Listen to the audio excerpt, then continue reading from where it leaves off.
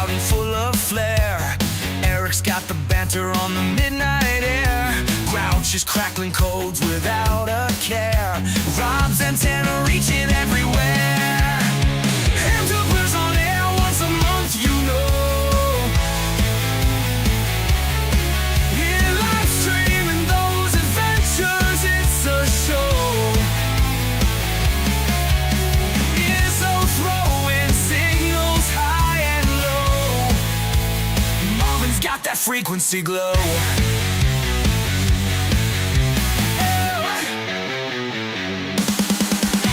Salty wall with tales of static gold. Antenna tales that never get old. Every frequency a story told. These airwaves hotter than any bowl. Hamtubers on air once a month, you know. Yeah, live streaming those adventures, it's a show. Izzo throwing signals high and low. Marvin's got that frequency glow.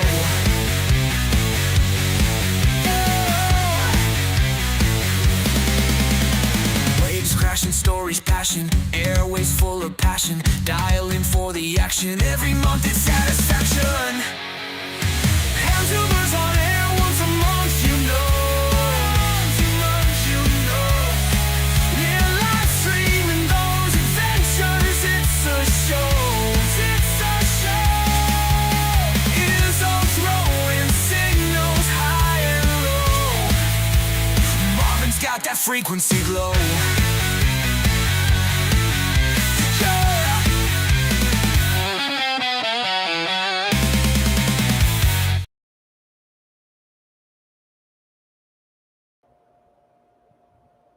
And there we go. All right. We are live. And since Shannon's in the leader seat, you know, she can run the show, right? Yep, Nice. there we go. Hey, what's up, Toddy? How you guys doing? Oh, there it Where's is. our fearless leader? Is he off today? I haven't heard from Eric, so I don't know. See, that's the second time somebody's called him a fearless leader in the last 10 minutes. Did someone else say that? Yeah, Yep. with me. I said, where's our fearless leader? He's probably co-ed naked in the backseat of some freaking station wagon. Right. It is Saturday night. If you know, you know. He's returning the minivan to Hertz. He had some explaining to do. Oh, that's hard. Well, I guess since we're live, we might as well go around the horn and see how everybody's doing. We'll start at the bottom with Todd. Oh, great. Yeah. Great. So, you know, everything with me is never easy. So I got the easiest node going, right? And it should just be work from the app. Well, I've been trying all week to get the damn thing to connect to my phone. And there's not a lot of YouTube videos to tell you how to do it to the phone. You should just be able to put it in. Well, for some reason, it doesn't work. Then I found something in some group that said that it's sometimes difficult with Verizon. So I was like, I'm done. I'm just switching. So I'm getting a node tomorrow, and I'm switching to T-Mobile. And I'm just putting a shout out to T-Mobile because those guys are going to pay off. Like, I have 13 devices between my kids, me, my wife, and my parents. And I have over $2,000 of payoff amounts on all 13 of those items. They're paying it all off. No contract. And my bill's going to go from $525 to $307. I'm like, really? I'm like, all right, Nice. I'm out of here. Because it's not an easy thing because you have to bring all the devices in, get all the numbers and switch it over. And then you got to fill in all these rebates to get the virtual credit cards. It's just like a nightmare. So I was like, all right, I'm getting this done because I really want to use All-Star in my car and not at home. Okay. I mean, I'll use it at home, but I use the 2 meter and the 70 centimeter most of the time at in the car. So I was like, all right, I want to get on this. And now that I get this node, or no, this what do you call it? What did I say it was? Hotspot. All-Star? Oh, the hotspot. Yeah, the hotspot to connect the All-Star to. It'll be, and she said it works differently than the phone. because she says it goes directly to the tower, so it's like way better than the hotspot like on your phone. And I've heard that before, like a regular separate hotspot works better. So anyway, that's going to happen tomorrow. Hopefully I'll be testing it out, and by Monday on my way to work, I can get on All-Star in the car. So that's my ham radio. That's my ham radio week is what I've been doing. I was planning on working the rail trail, but work got a little crazy and just wasn't in. And then the one day I could have done it was pouring down rain. So I was like, I'm not doing that. I mean, literally, the one day I had time to do it, it was like pouring. So now, did you use my my T-Mobile referral link? well, I gave it to her, but I haven't done it yet. Oh, okay. Right. So I have your link, and I said, well, I'm going to come back tomorrow, which was Friday. And then I got caught up, and I had an emergency court hearing and all this stuff. And I called her. I said, listen, I'm not going to be able to make it. And then they're like, well, I go, you there on Saturday? And she's like, no, but I work Sunday, like 11 to 4. I said, all right, I'll come at 11 o'clock on Sunday. So I'll be there tomorrow at 11. I'm gathering all the devices, so I don't have to do anything remote, and I'm just going to get it all done. So nice. And then they also gave me a tester line, which is pretty cool.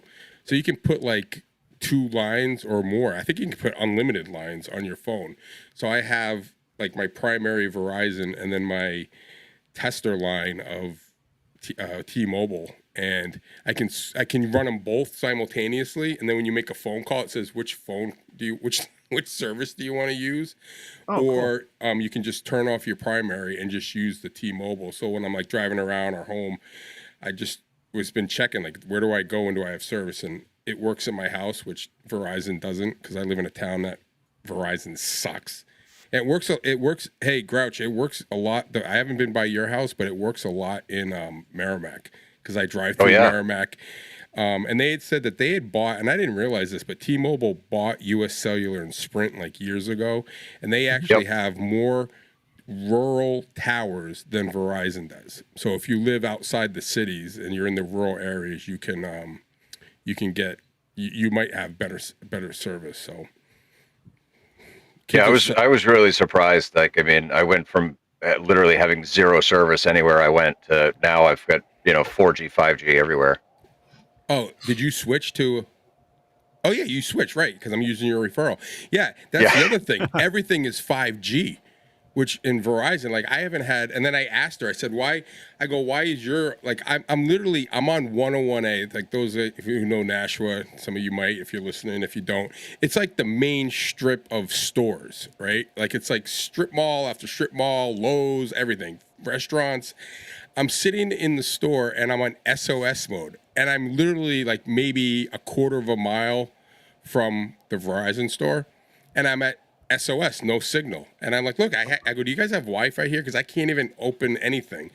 And they were just laughing. I said, how come you guys have 5G everywhere and they have nothing? I guess they use like a ultra wide band, and they use a narrower band. And I guess the narrower band has a stronger signal, but you need more towers because it doesn't go out as far. So Verizon's using a wide band, I guess is what they call it. So it goes out farther, reaches the towers, but it sucks for the consumer because it doesn't have enough. It's not as strong as being connected to the tower. So anyway, I'm switching over. I've been with Verizon for 23 years.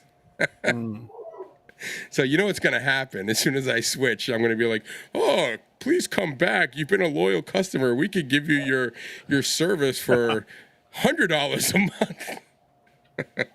Dude, I pay over $300 a month for my cell stuff. Yeah, but I've got 13. I've got 13 you got a lot of devices because I got my parents. I've got, and then the problem is I had to tell my family, like, no more freaking going to the cell phone store and upgrading your phones. Because, it's free, Dad. It's free. No, it's not. Because you might have say you have a $2,000 phone, you get halfway done, you've paid $1,000, they go buy another phone, they put another. That's why I'm like, you owe like $600 on your phone. Oh, I'm due for an upgrade. Yeah, I don't care what you're due for. You still owe $600 on that phone. But you're saving like $100 to $200 a month, now, right? Yeah. I mean, in like 6 months, you'll finally be able to get an ICOM. And like, I mean, they're on sale now at Gigaparts for like $900. Hey, they're trying to get rid of these things. Like, get them out the door before Christmas. Before the new one drops. I broke my rule and I bought my first Baofeng. Have you seen that mini one? It's like I have the GMRS one. I got to do a review on. I got to play with it. They have this like, I don't know, 5R mini. It's wicked small. And everyone in the club has them, and Ryan bought one. And when I went to breakfast on Wednesday, I had to go out to the seacoast, so I always plan anytime I can go north of Nashua. I always do my trips on Wednesday so I can hit breakfast and still be at work. Yeah, Bob, you want my cell account? You want to go on my? You want to go on my? You want to go on my account? We'll just add 14. Anyway, yeah. So I went, what was I talking about? Jesus Christ. Just lost it. Breakfast. You took a the Baofeng thing. Yeah. So everyone's got these Baofengs, and I see them, and they're wicked tiny, right? And they are. I'm like, oh, look at these things. And then Ryan had one. Now, Ryan, he doesn't buy crap. Like, he buys, like, professional grade towers when most people just buy, home towers. He puts, like, a full... if you've seen his tower, it is like enormous, and it's like radio professional grade. So he's at this Baofeng. I'm like, I'm like, you got one? He goes, oh yeah. He goes, I'm just using it to monitor my repeater. He goes, but he goes, I kind of like it. It's pretty good because you can program it from an app on your phone through Bluetooth. I was like, so of course Ralph, who is the Baofeng / Quansheng King, says, oh, you got to go on, he goes, you can get them on Amazon for like $35. I'm like, I ain't paying $35 for a Baofeng. And he goes, oh, but if you can wait, you can go on, was it Temu? Or is that what it is? Temu or Banggood or one of those Chinese things. So I Temu, go on, Banggood, so Alibaba. I go on there and I find one that's like, now it's got a see-through front face, like it's clear. I'm like, oh, that looks pretty cool. Yeah, I found one for $19, free shipping. I was like, well, for $20, I mean, shit, I might as well. I mean, even if it sucks. He's got the prison wallet edition. Yeah. So I'm gonna have. I'm like, I can't believe I bought my first Baofeng. But congrats. Well, what I'm gonna do is I'm gonna use it because when I drive the state car, I'm gonna use How am I going to do that? I think I'm going to use that as the radio in the state car. With the All-Star node? Yeah, with the All-Star node. That way, it'll be easy to move in and out. And I don't want to bring my, my good Yaesu radio. Yaesu, the 3D that they don't make anymore that kicks ass. That sounds great. Hey, Paul. Yeah. How does it go? $20 is $20. Yeah. $20 is $20. We'll put it this way. I spent more than $20 at that breakfast that day. So I was like, well, it's cheaper than breakfast. But all right. So speaking of $20 is $20 and All-Star, Mike had a stream the other night where he had Freddie Mac on. I did. Nice. I did. And that was because we were too lazy to make a real video.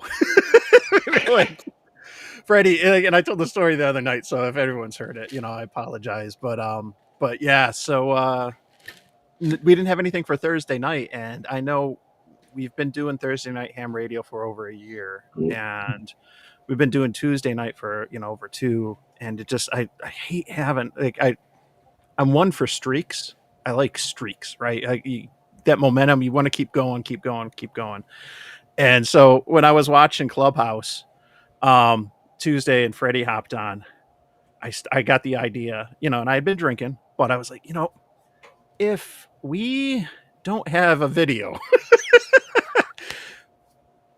and I messaged him like, hey, if no one else has a video, we're not going to have one. What do you say we just go live?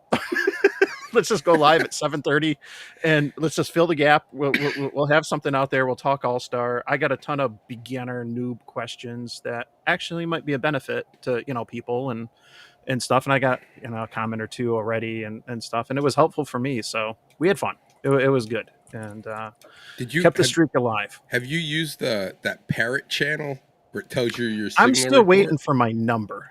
Oh, all right. I am still waiting for the number, unless I Wait, got to go you back mean in and look for it. it's But not 867-530?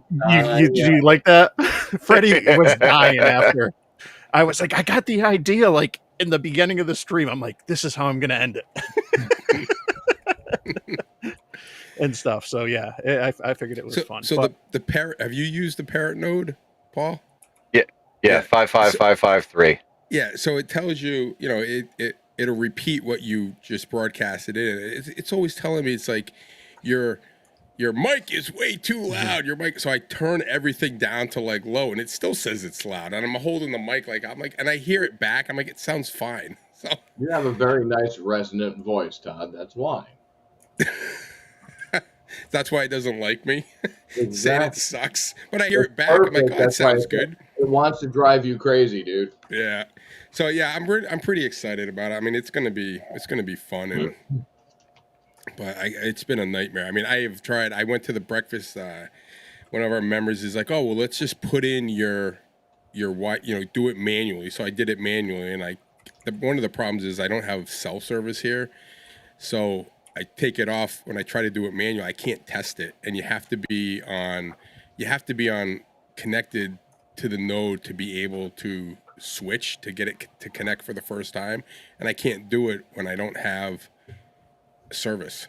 So there was no way for me to try it out because it would go to cellular and then there's no service, so it would never connect. And you can't connect. Like I tried to, it won't connect. Like when you're in service, you have to be connected to get it to do it, I guess, the first time. And maybe I'm wrong, maybe I'm doing it wrong, but that's what someone told me. did Todd freeze for just me, or is it everyone else? Oh, what happened? No, his video's frozen. Yeah. Okay. Where'd I go? You guys hear me? Yeah, you're still there. I think you're Yeah. on Verizon. Switch back to T-Mobile. Yeah. He's got a very concerned look on his face. Oh no. I gotta get at it. What's going on? Yeah.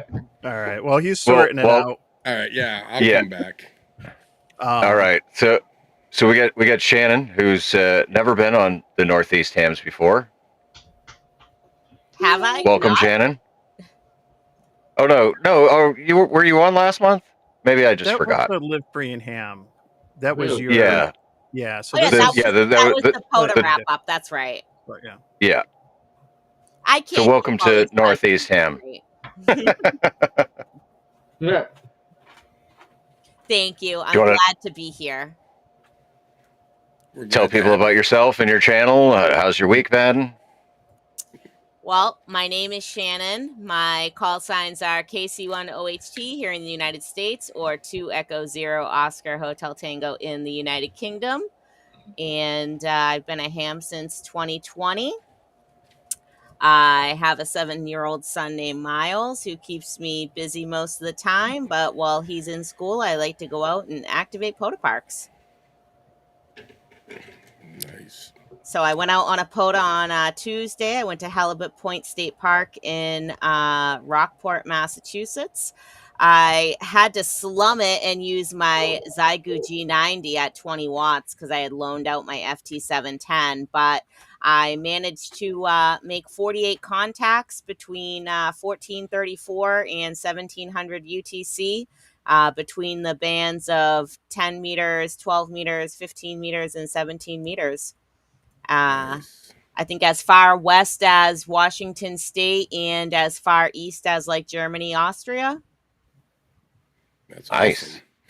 So it was pretty awesome. It's always good to get coast to coast and then Europe at the same time. Yep. Because for me, it's normally one or the other, right? Yeah. Now I just dropped the link to Shannon's channel in the chat. I know she just got over the 50 subscribers, which is important for live streams and stuff like that. So anyone who's watching, and we'll remind, at the end too, and make a point, definitely, give her channel a sub as she's getting started. I know a lot of us, when we've just gotten started, every sub makes a huge difference, and it doesn't cost you guys anything, but it makes a big difference in a whole host of things behind the scenes, from like going live.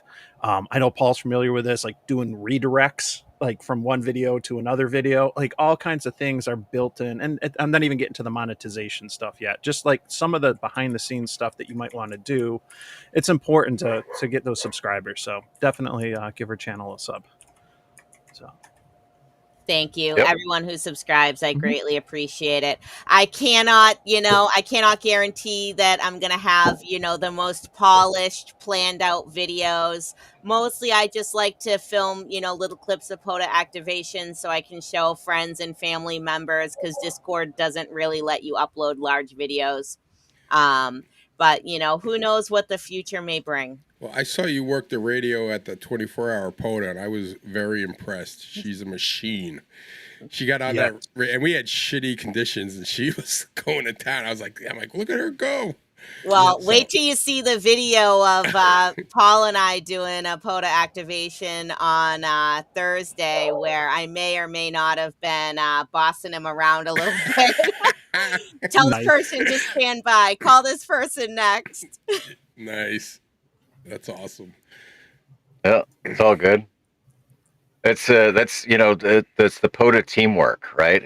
I heard this, and so like if one person hears a prefix or a suffix clearer than the other person did, then you just communicate and then call that person. It's no big deal.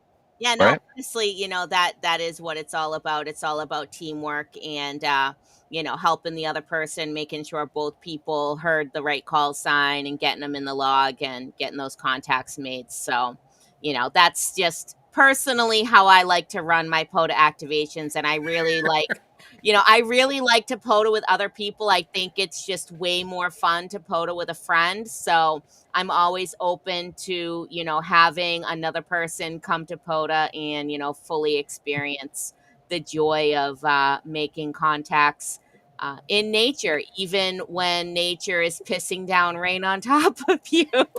Oh, you guys were out in the rain doing it?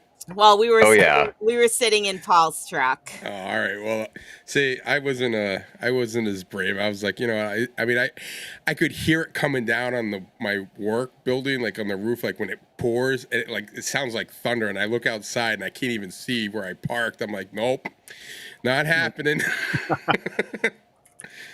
So cool. What antenna did you guys use? Let's segue into the subject of the show. Yeah. Well, all right. So we'll touch on antennas, I guess. But first, let's check in with Michael. I'm here. I'm just listening. Anyways, just got off of 24 hours of work in 2 days. Amazon facility down in Izzoland in Connecticut. I was in Windsor for a little bit. I got dogs going ballistic in the background, getting ready and packed up for Near Fest. Can't wait. October 3rd and 4th. Need to be there. It's going to be fun. And I just haven't felt the urge to get the 2 videos I have sitting in the can, so to speak, edited and put out. But I'll get them out. I promise. Someday. Probably this week. Maybe tomorrow. I don't know.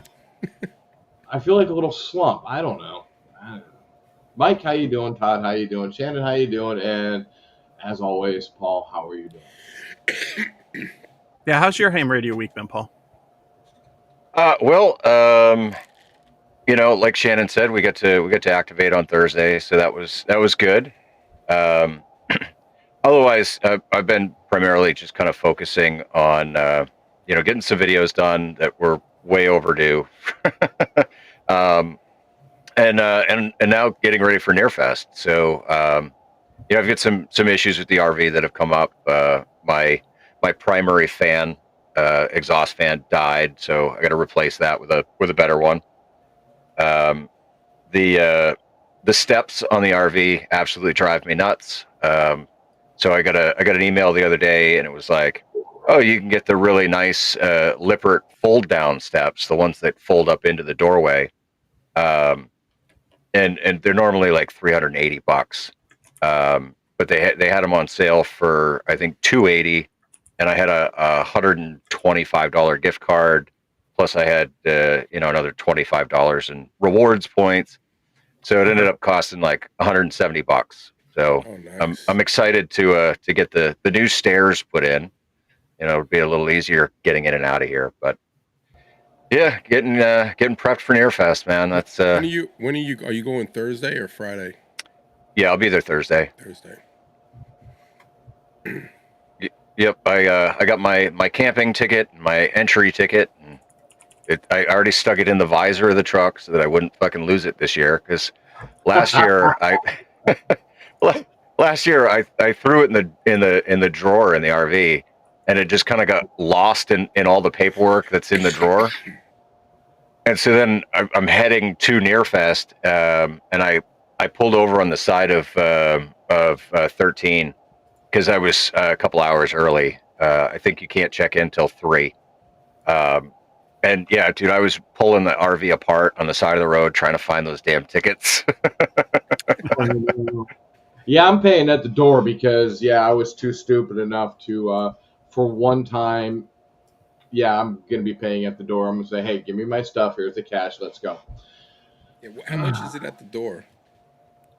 When you pull in, Yeah, I they know. How take the much is money it? there. What's the difference? Nothing. Oh, just convenience. Yeah, pretty much. I think Yeah, you I get mean, a I know that discount. they want you to buy your ticket ahead of time, but Yeah,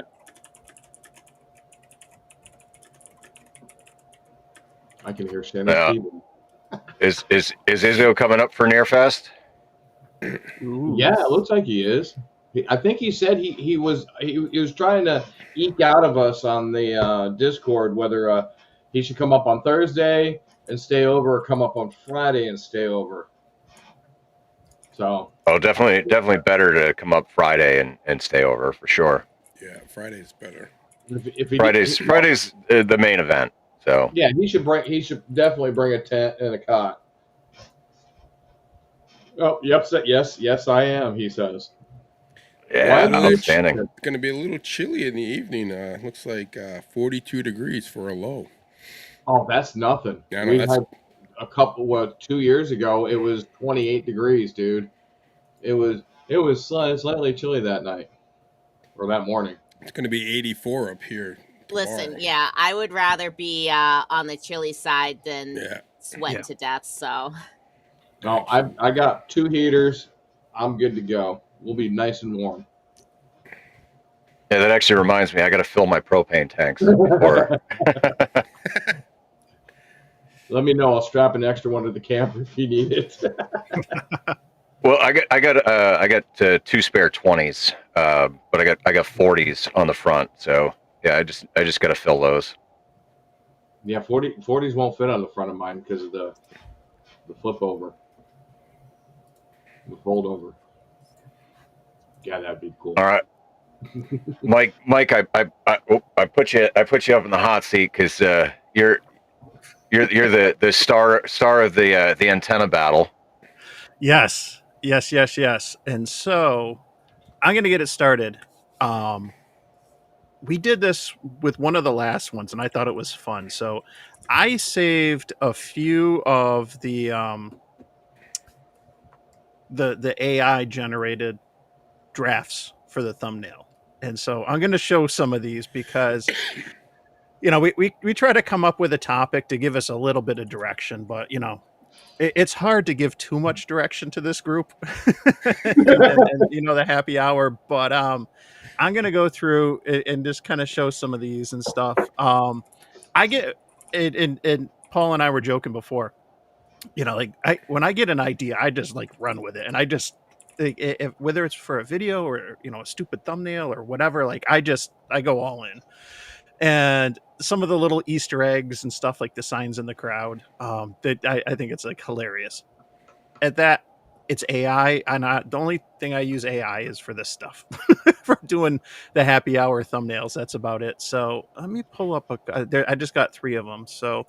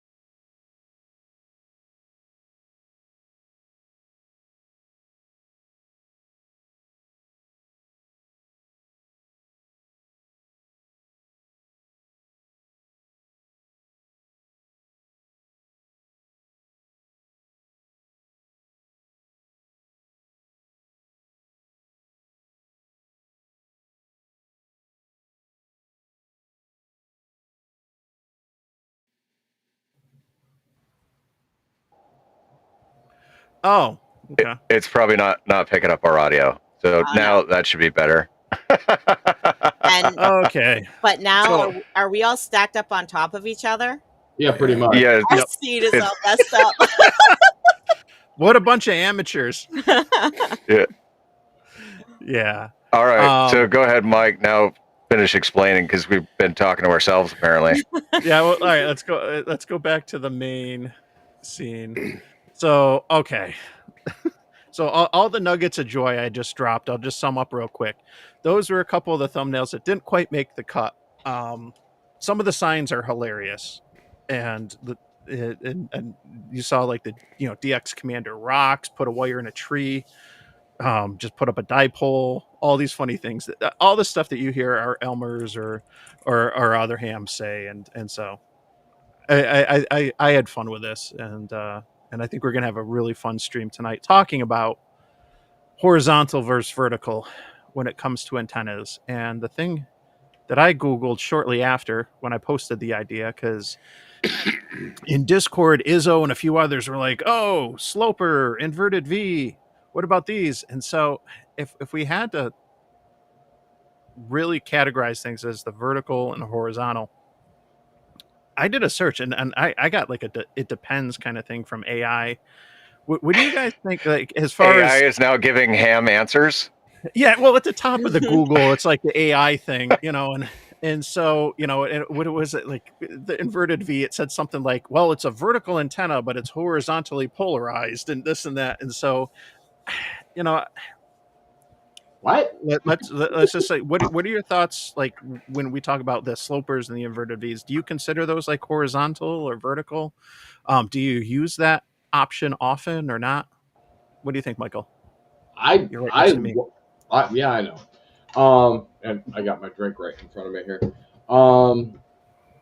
I think a 45 horizontal is the best of both worlds because you kind of catch the difference between the vertical. I mean, we in the commercial world we preach vertical.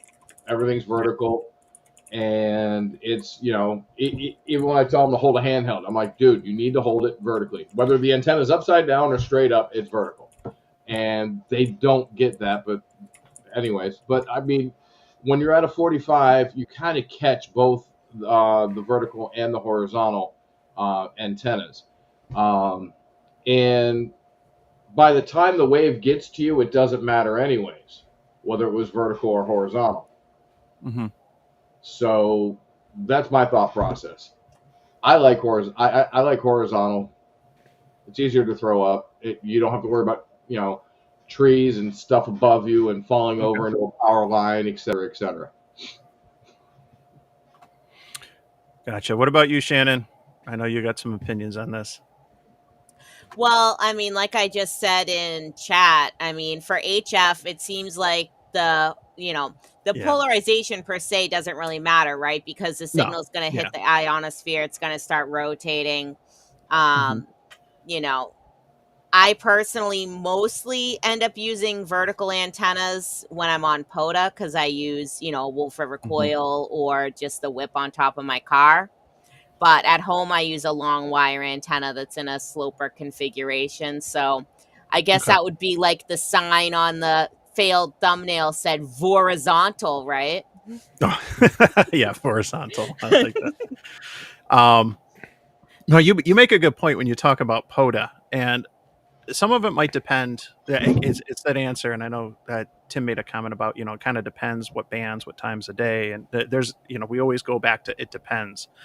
But if you're doing something like POTA and you're not concerned about directionality, or lobes or anything like that, then I definitely see a lot of value in a vertical, so that you're, as they say, omnidirectional, and verticals, they're bad in all directions. It's but at least you're hearing in all directions. You're not.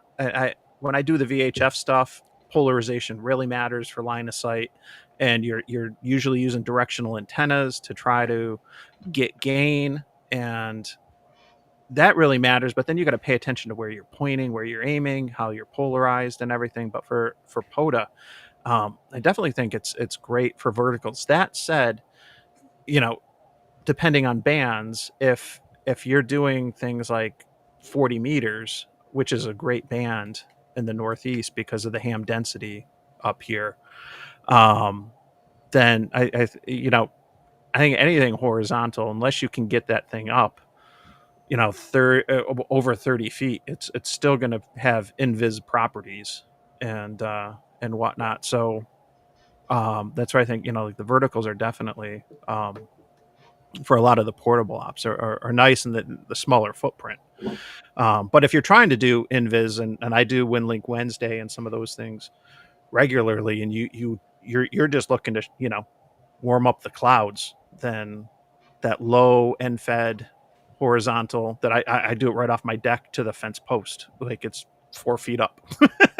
It's just high enough so it doesn't choke the dogs, and and that works great for that. So again, it's that it depends. But what do you Well, think, Paul?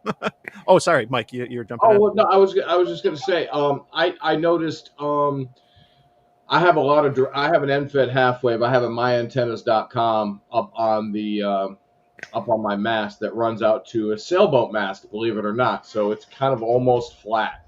But I noticed I have a lot of directionality with that. It's in a north-south orientation, so I get tons east and west. But when I'm trying to get like POTA power or any of the southern stations, it's just harsh.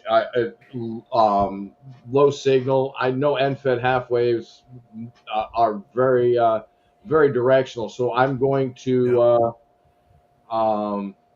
I'm going to put another one up, and I'm probably going to put a Reliance up on the mast also. I'm going to put that in an east-west orientation and see if that helps me out. And I just flip the switch. But definitely north-south, you definitely get east-west a lot with an end fed anyways.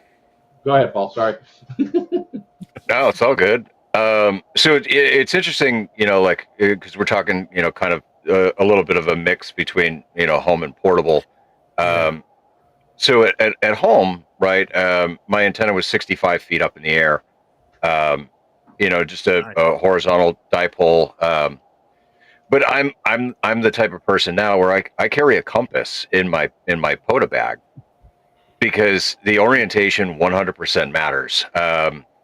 And Chris Radio in Life, KD9 YSW, he will attest to this because when we activated the park in Wisconsin, I threw the wire through the tree and I didn't check the orientation. I didn't get my compass out and check it. And it was way off. Like we weren't hearing hardly anybody. We weren't getting out. And so I pulled it down and I literally oriented it 90 degrees different and threw it back up in the tree, and night and day. Like stations that were way down in the noise were suddenly crystal clear. So I'm a big one for wires being in some fashion of a horizontal fashion. But get your compass out, try and get it, about kind of like 10 to 15 degrees, northeast to a southwest orientation. That way it kind of gives you the best of your north and east west, south and east west, but yeah, and it definitely, it makes a difference. Height is might. But there are other times where I'll be in a wildlife refuge and you can't throw a wire in a tree, or you can't stake anything in the ground, and so I'll put the Wolf River coil up, and it works. It's to me it's not as effective as a horizontal wire. Yeah, and you raise a good point because as you were talking, like I usually check, and some of the parks that I go to often, I know what's north, south, east, west already. But if I don't, I use like the compass app on my phone real quick to figure out like, okay, which way is what direction's north, so I can kind of figure out, because I've noticed, with end-fed slopers and some stuff like that, you definitely get some dark directionality, but you don't always have that luxury sometimes when you were just talking about some of the wildlife areas. When Paul, when you and I activated in the Pittstown State Forest, we kind of just parked the car and I just looked up and there was, like where a tree, like to keep the antenna from going into the road. And like there wasn't a whole lot of options, to put up, and we put up a full 40-meter end fed, and I don't even know, I didn't pay attention to what direction it sloped. Like sometimes where your hand is kind of forced because of where you're located or where the tree is or whatever. It's like, well, it's going to run this way. It is what it is. We had no issues. I know we got out there fine with it, but And QRP. but I was thinking, I was like, did I even pay attention to the direction? I'm like, I don't think so. I think I just walk. I'm like, okay, that tree will do. And I just walked there with the throwaway, and I was like, okay, boom, let's get it up, first throw, and let's go. but It was a great throw. Yeah. Yeah. Now I know Todd does not put wires in trees, but No, I do. I do, just not very often. But listen, I'm gonna tell you, when Paul and I worked, when we did our last POTA together, and we put that, I was pretty impressed with that wire. I mean, that thing was awesome. But for me, I don't have the time. Like, I'm literally, when I'm activating during lunch, I have an hour. So yeah, I feel. And like I've gotten so used to the buddy pole, like I can do it like with my eyes shut. I mean, and tune it, like I've been tuning it down like 1.2, 1.3. And I'll tell you, for POTA, it works awesome because I've been in New Hampshire and I've gotten Alaska, just not in a park. Alaska in North Pole, Alaska, 5.9, multiple times, multiple stations.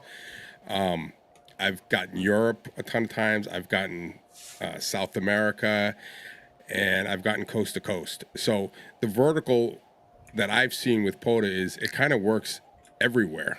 Like I don't like at home, I can get about, normally I can get about halfway west. I get all south, north, and all of Europe. But anything past like Colorado, even Texas is sometimes hard to get. Now, sometimes the bands are good and I can get the coast to coast at home, and that's just the way I have an off-centered dipole, Okay. at my house. So that's why I think the vertical in POTA, the negative is like you can't just switch frequency. You can't switch bands without adjusting your antenna, right? Where the wire, you can just kind of go from 10 meters, 20 meters, 40 meters. With the buddy pole, I gotta mess around with it. But I've had great luck with it, and I've taken it everywhere. I mean, when I go on those trips, I just throw it in the backpack and set it up. And I've been to parks where they you can't throw wires in the trees, and thank God I had it, because what would I do? But I always bring the wire with me, and if I have more time, I'll throw it up in the tree because I like using it. I was going to say one thing with there's a couple of verticals that I've done that I would say are definitely multi-banded.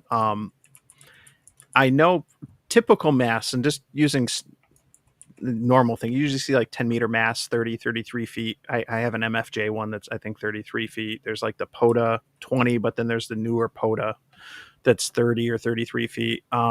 You can, with that, you can pretty much get a 20-meter end fed half wave element vertical, which is nice because then you're getting you got a half wave dipole vertical. So you're getting the benefits of the takeoff angle, but the gain that you're getting and the efficiency with it being a half wave. And at least on that, you could do 10 and 20 and stuff. You're going to get some lobes on 10 because it's going to be a harmonic. But the other, for random wires, there's two random wire verticals that I've done that are pretty good. And especially, when it comes to takeoff angles, one's the Rybakov, which is 25 feet random wire with a 4-to-1. And that easily, 40 through 10 or 6, it should work. And then the other with a 9-to-1, 29 feet is a really good length, especially if you have one of those 30-foot masts. You can do run a wire, and then I've run just a short counterpoise. So if I'm tied to really activating from a parking spot, but I want a multi-band antenna where I feel like I'm going to be out for a few hours and I might jump between 20 and 15 or something else. The 29-foot random wire with a 9-to-1, I think, is a really good vertical. You can obviously do it in an inverted V or as a slope or anything else, but I think the 30, 33-foot mast, 10-meter masts, if you want to go metric, I think those are a pretty good, those are pretty common. And so, I think that's a realistic multi-band vertical option right there. And stuff. And I've had good luck with both of those working, 40 down to 10 realistically. Like I've made some 6-meter contacts on both, but I mean, that's without openings, and that's local stuff. Like when I do POTA, like this time of year, especially now that 10's back open, I start with 10. And if I can't activate the park on 10, I'll go to 20. And then I normally do 20. I find that the buddy pole is really harder to tune on 40. And you can do it, but it's finicky. You got to really mess around. And again, like the buddy pole, one of the things I like about it is that it has that raised counterpoise, like radial. Yeah, so and that's good for efficiency. Yeah, so that's and I've learned that they have like the little markers, like for it's got like a chart that says like blue is 20, red 10, whatever, and you you just adjust it. But I found that the height of that can also adjust the SWR. So you could be off, and if you lower the counterpoise down a little bit, you can get it better, or if you raise it up higher, it depends, you can get a little bit better. So it's kind of like when I tune it and I check it, I'm either moving, I start off with the counterpoise, and then I move the whip, because it always says to have it fully inverted, but sometimes if you lower, because it's on a tripod, and the tripod is not always at the same height, depending on how like it could be taller or smaller. So I just find it easier just to grab the thing and lower it a little bit, and then all of a sudden you're at like 1.2. I'm like, holy crap, that's like almost perfect. And that's when you can really pick up the lower signals and stuff. So gotcha. I will say, I think the only downside to a Rybakov is you have to have a tuner. Yes. Yeah. Yep. I tell you what, 10 meters this afternoon was banging. Wow. They're just, I just, about 10 o'clock this morning, I got up because it was a long 2 days of work, and I got up, sat down, turned the radio on, and I saw that Eric was on 10 FT8, and I just grins and giggles, threw on the radio and looked, and the whole thing was just swamped. I was like, wow, okay, so making contacts with Russia and every place else on FT8 this morning. It's unbelievably how wide 10 was this morning. Nice. Yeah. And I mean, so Todd makes a good point about like right now 10 meters is open and he starts his POTA activations on 10. I do the same thing, not only because, all my best DX contacts that I've ever had have been on 10. I think Elle Marie from She's on Frequency said the same thing, because I said to her, I said, now that you're general, don't just hop right off at 10, take advantage of it right now while it's open. Oh, yeah. And not only that, but to give technicians the chance to make some HF contacts on voice on 10. I think that's a really important, an important aspect as well. Yeah. One of the contacts that I remember very vividly that I made about a year ago was, and if anyone knows him, he's got a small YouTube channel. He's in the chats a lot, but if you know Country James, if you don't, anyway, Country James, I got him on 10 meters, and I was at a brand new POTA park. I was at work on the road, traveling back to Rochester from Albany, and it was right around the time a year or two ago when POTA added a whole bunch of new parks. So there's all these Atnos, these all-time new ones. And I thought, well, let me hit up a couple on my way back home. And I get into the first one, and I can't remember if I started on 20 or 40 or whatever. And I got it activated. I'm thinking about, okay, now I got to pack up, take everything down, get to the next one. This is the challenge with the roving, right? You got to hang up the phone and just, go and just leave people hanging, right? And then I was just like, you know what? Screw it. I'm just gonna stay here, and I'm just gonna. Maybe I did it on 40, and then I went to 20 and 10, or maybe I did it on 20, and then I did 40 and 10. But I'm like, you know what? It's a new park. I'm gonna just try to give this to as many people as I can in the time I have. Who cares? There's no prizes for being the first. Let me just hand this out. And when I was on 10, I worked Country James, and we had a nice little QSO. He was studying for his general at the time, and he was just like, it just said how much it meant. Like, thanks for doing this on 10 meters so I could get a park. It's not often that I get a chance, being a tech to hunt POTA and stuff. And that, like, I still remember that QSO because I realized, like, nope, I made the right call. It's not about getting out there and getting all these new parks. Like, we don't get to do what we want with POTA or SOTA unless there's somebody on the other end. And so part of it is just making those parks, those contacts available for other people, and trying different bands or different modes and different antennas and stuff to try to make it happen. So Yeah, and Yeah, I people mean, come back to you a lot too when you're out there doing an activation, and they're like, thanks for activating. And I always say, no, thank you for hunting, because we could not activate if it wasn't for the hunters, coming to hunt us. So I'm Yeah. grateful for them.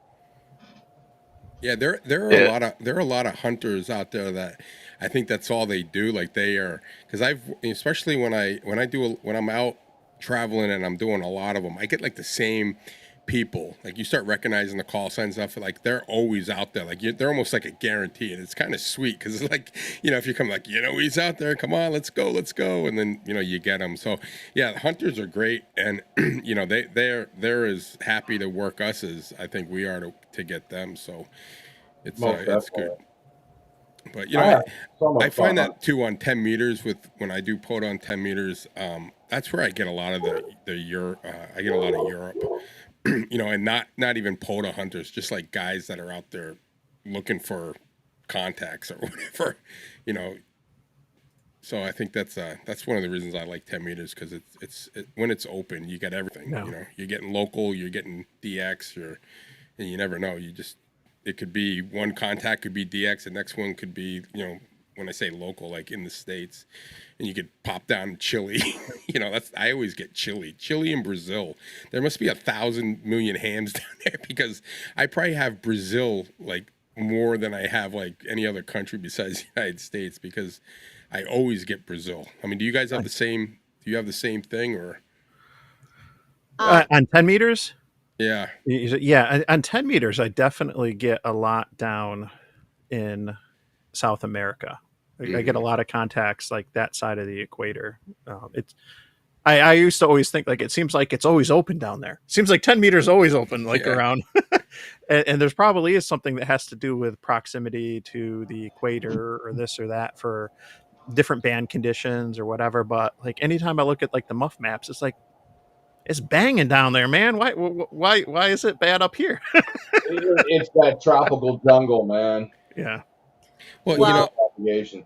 I got, I think, 4 stations from Puerto Rico on Thursday there.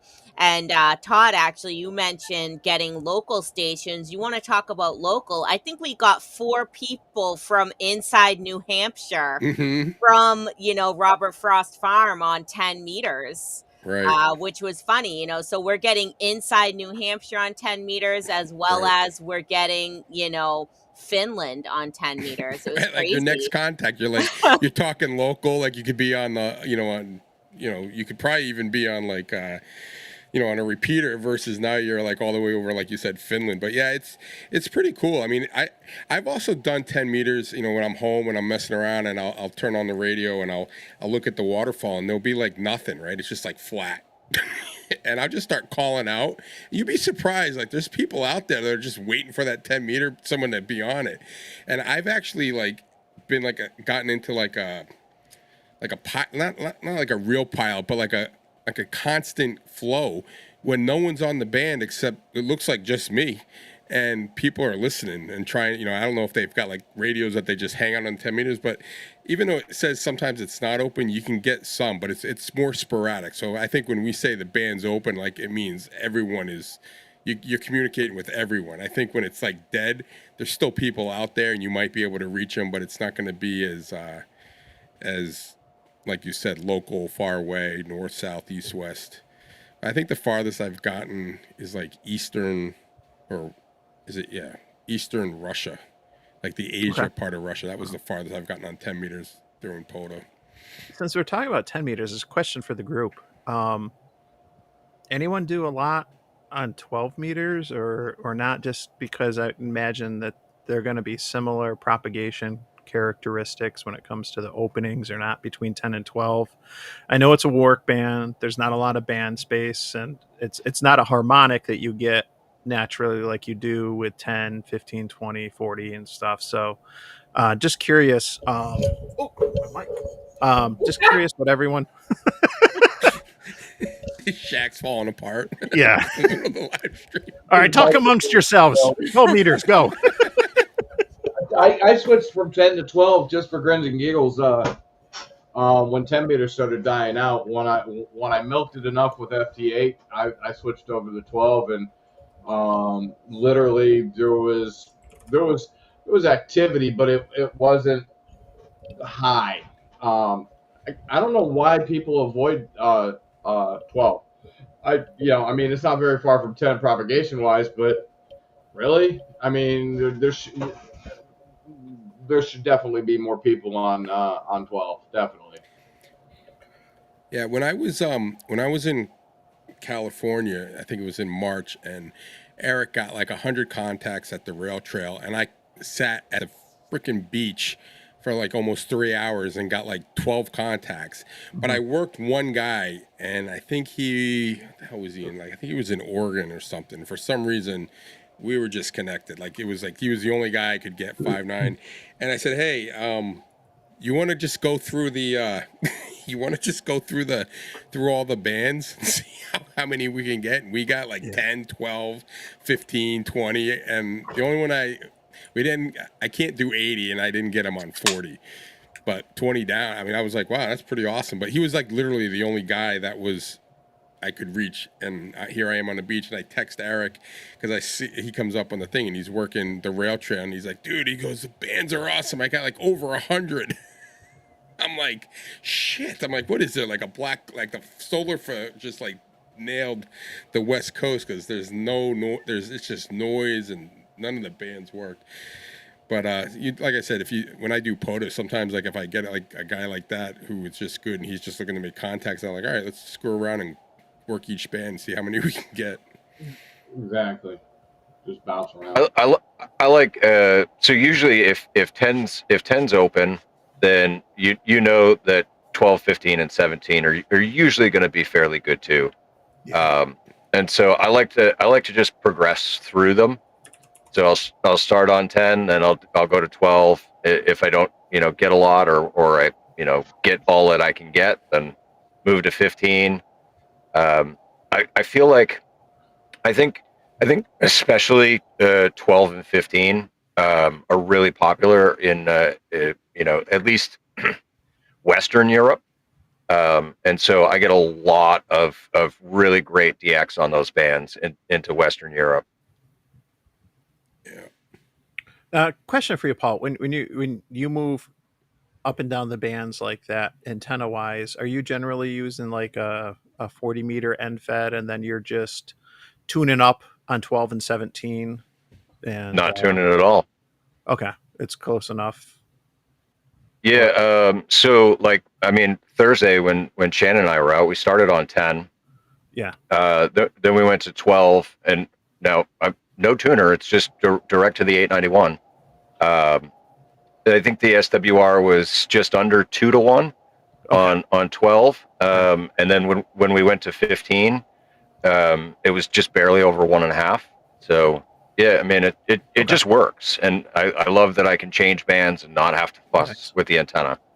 That's one of the things I was thinking about while we were talking. And I know like Shannon seemed to have some feelings at the camp out about random wires versus resonant antennas, and a nice thing about about some of the end feds is you can work multiple bands without the need for a tuner. So I use the 705 probably more than any other radio, and I have the tuner for it, but I don't carry it with me unless I need it. And it's nice to be able to, especially in the winters, not have to get out of the car to adjust a whip.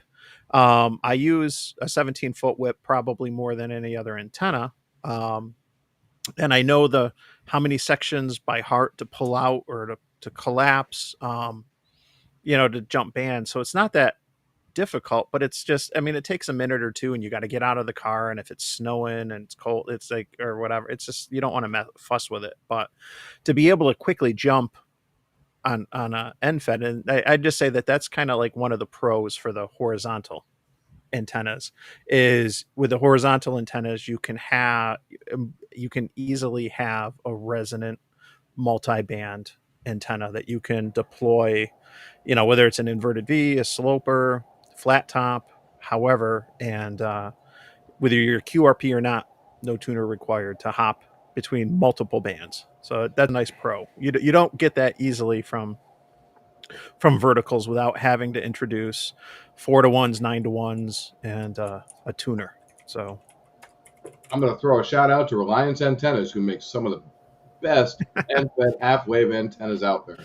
The best, the quietest, the smoothest, and less tunable needs. Reliance Antennas. I know. So Where's I Matt? would Where's just Matt like tonight? to He should be here. state that yes, so the antenna that Paul and I were using was a Reliance antenna, and I have to say that I looked at them online, and I may actually be slightly tempted to get one.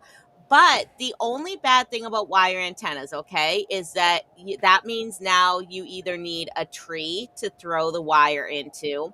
No, And I have tried to throw wires in trees. It is not pretty when I do that, okay?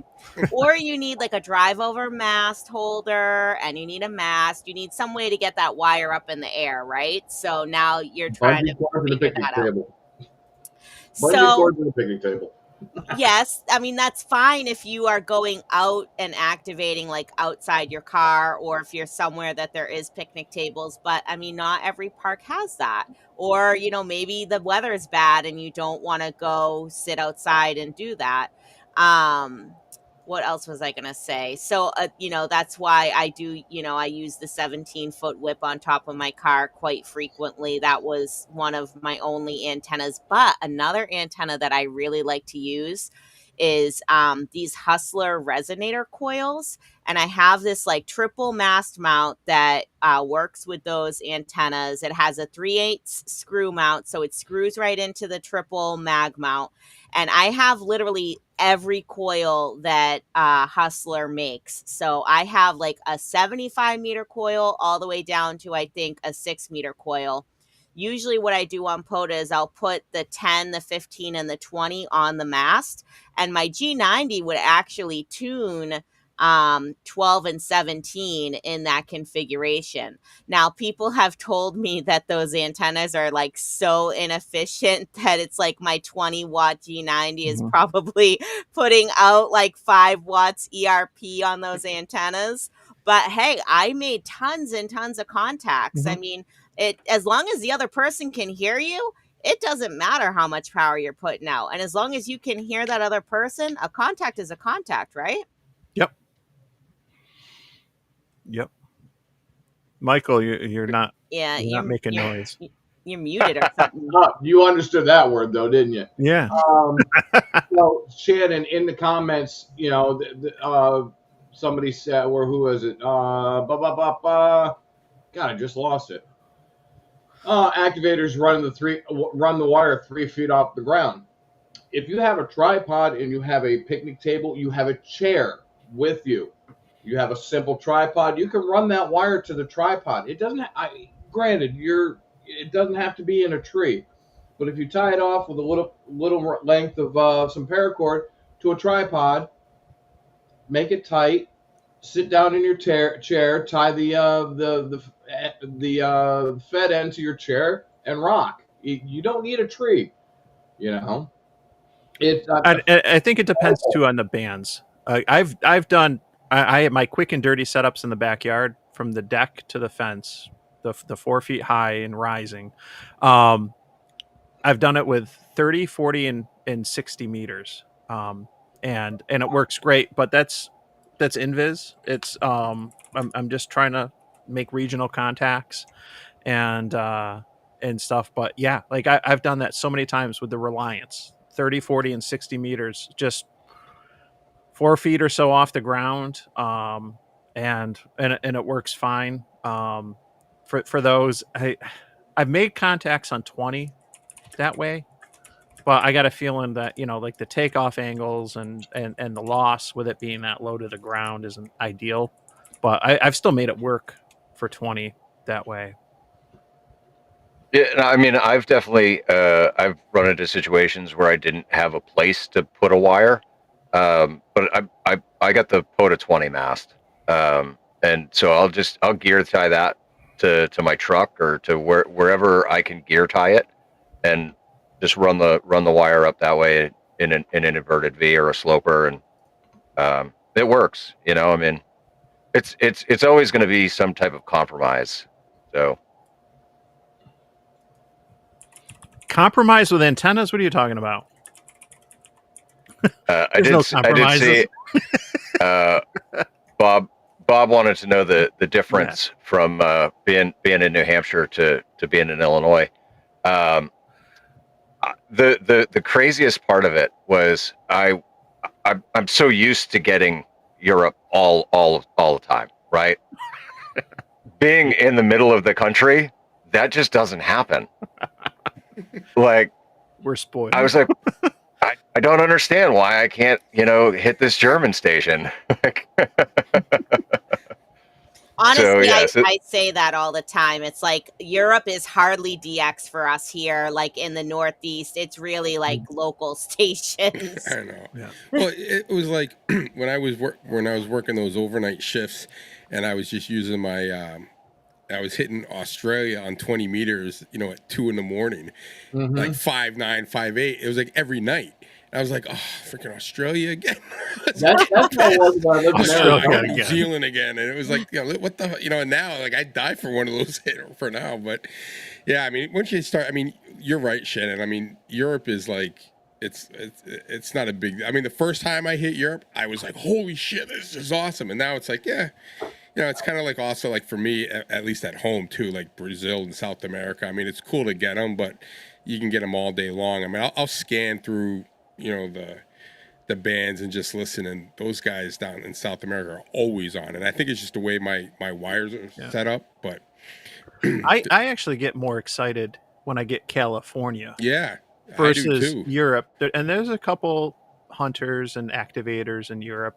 You know the call signs, you recognize the voices, you work them quite a few times and stuff. And it's always nice to get DX. And you know, depending on the time and the antenna and the power that I'm running, you know, mileage varies. But California, which I get, but to me that stands out more.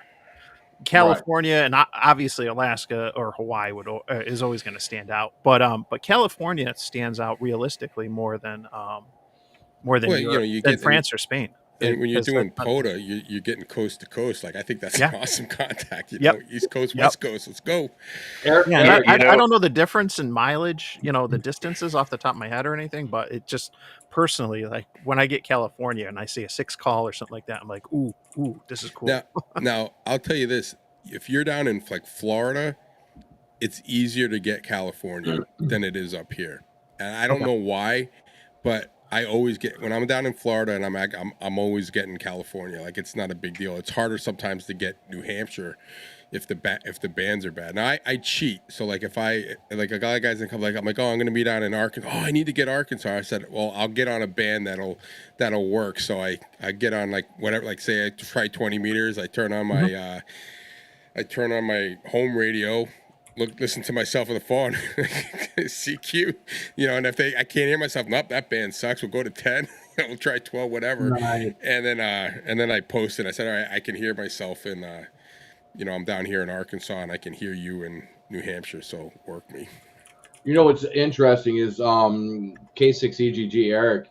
He'll get on, and I'll see his live stream before I go to bed. It's like 10 o'clock our time here on the East Coast, and I'm like, what the heck? I'll get on there. And I'll throw the radio on and he'll be calling CQ and I'll answer him back and he's like, "Oh my God, California to Massachusetts," and it just blows his mind. I'm like, Yep. "Dude, you, I can hear you, but or you can hear me, but I can't hear you. You need a better antenna." Because literally 5'9" right into his radio, and he's like, "Oh my God," and I'm like, "I can't hear you, dude. What is wrong with your antenna?" Well, I'm gonna use that as a segue because we set this up as verticals versus horizontals, but there's something that's missing, and there's something that I've heard that I've never used, but that's really good on receive. That's exceptional on receive, and that's loop antennas, whether it's loop on the ground or a delta loop.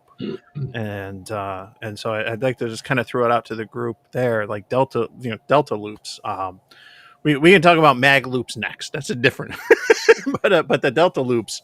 What do you guys think? Have you guys used any of those, or not? What's your experience with delta loops?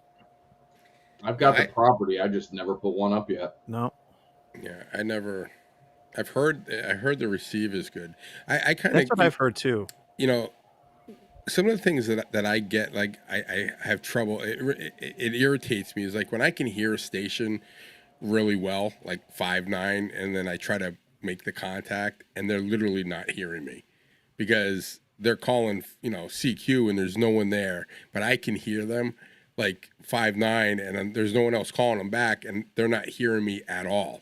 And I wonder, like, I wonder if there's stations out there, like if you had like a loop antenna, you could do it like in a park, right? And you had that on the receive on a second radio to be able to hear it and use both to be able to make that contact. To, like if they can't hear you, but you can hear them, you know what I mean? Like how you do the satellite stuff. You're receiving and doing. There's a lot of stations out there that I can, when I do POTA, that I can hear super well, but they can't hear me.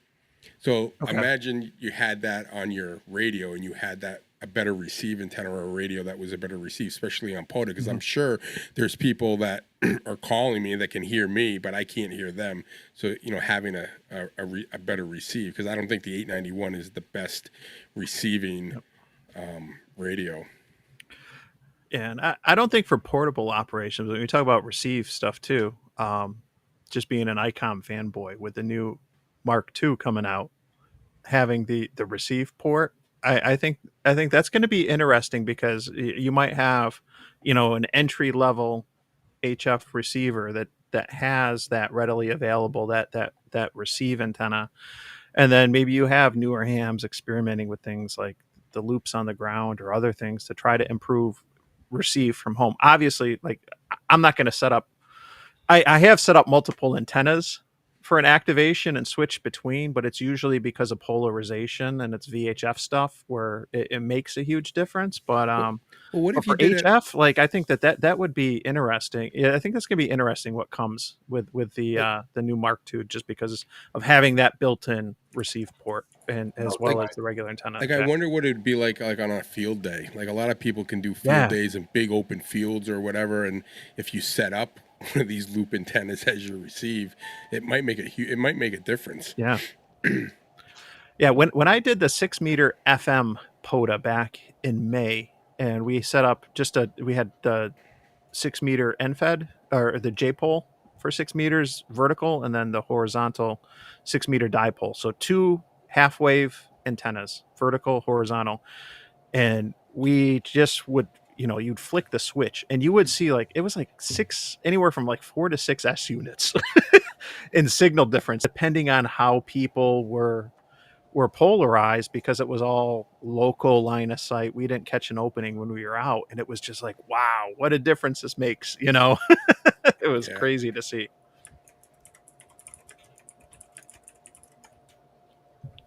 Yeah, I haven't tried a loop antenna myself, really, but what was it? A couple weeks ago, Cape Ann Amateur Radio Association, one of my in-person clubs, we are doing this event at Hammond Castle in Gloucester. I don't know if I talked about that before. I think I did talk about it a little bit in the Discord. but someone set up like a portable Delta loop, which was really cool. I wish I could have gotten a chance to get on there and make some contacts. I was on it was like a 80-meter end fed half wave, I think, or a 40-meter end fed half wave that was not high enough off the ground, so it was not performing Okay. most efficiently.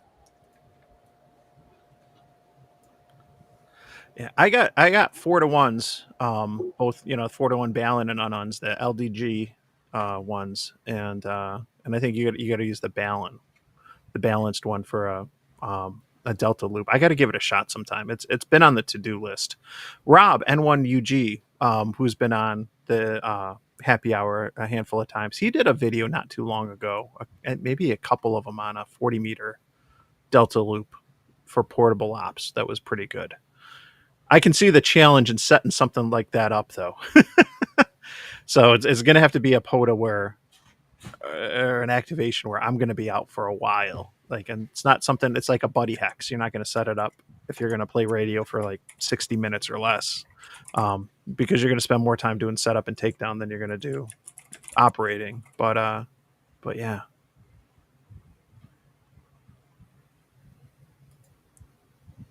And I mean, that's what it's all about too. When we talked about in the very beginning, saying it depends. Like, what the only bad antenna is the antenna that you don't put up, right?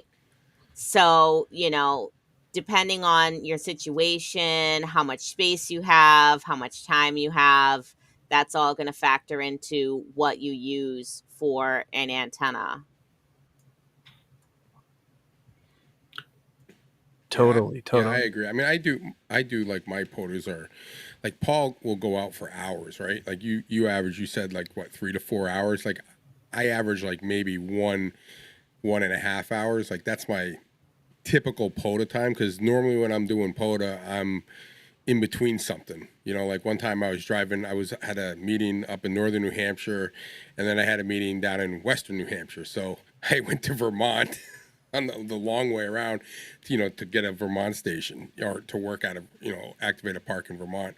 But like I said, that's like, you don't have that much time. So that's like, for me, I like using the antenna that I'm most familiar with, especially when I don't have a lot of time, because you just know. Like the first time I used the buddy pole, it was a disaster. I was like, this thing sucks. It doesn't work. Because it does suck. It does not. It's done fine for me.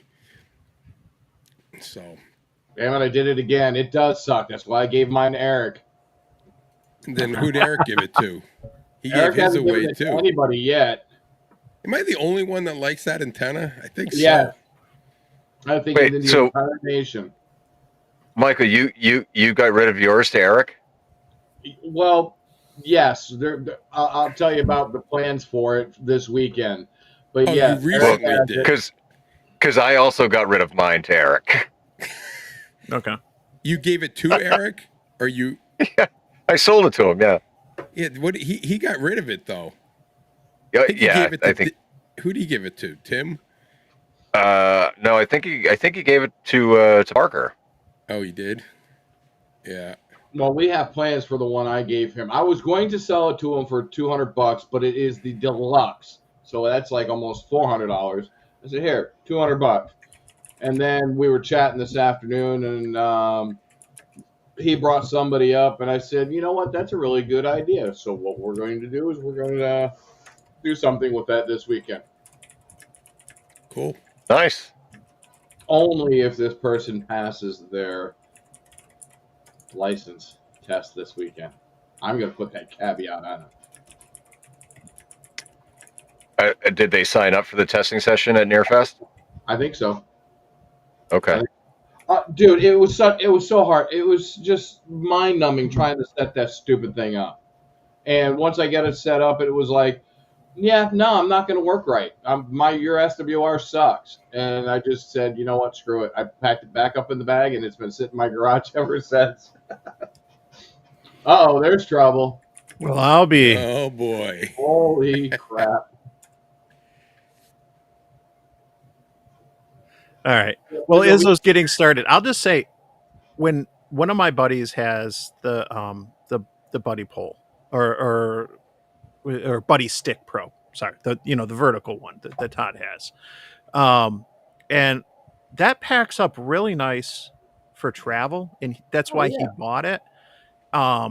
He travels a lot for work, but when he had an issue with some coax, the coax that came with it busted, and I fixed it. He let me, and so he gave it to me. He's like, if you fix it, play with it, whatever. And we did, and we ended up going to do a POTA after I fixed things, and I was skeptical about that. I gotta say, just with having the elevated counterpoise, how hard is this going to be to set up? And it totally, I was blown away. I was like, really, this is pretty easy to set up, and we had good luck with it. And so I definitely don't hate on that antenna, and it got me thinking. I had such a good experience with it. I took one of the extra 17-foot whips I had and set it up on my deck in one of the corners and made and marked off a counterpoise, an elevated one that I could just run out, and depending if I was on 20 or 10 or whatever, set up the equivalent of a budget Buddy Stick Pro, from the deck last summer. That worked out good. That was fun.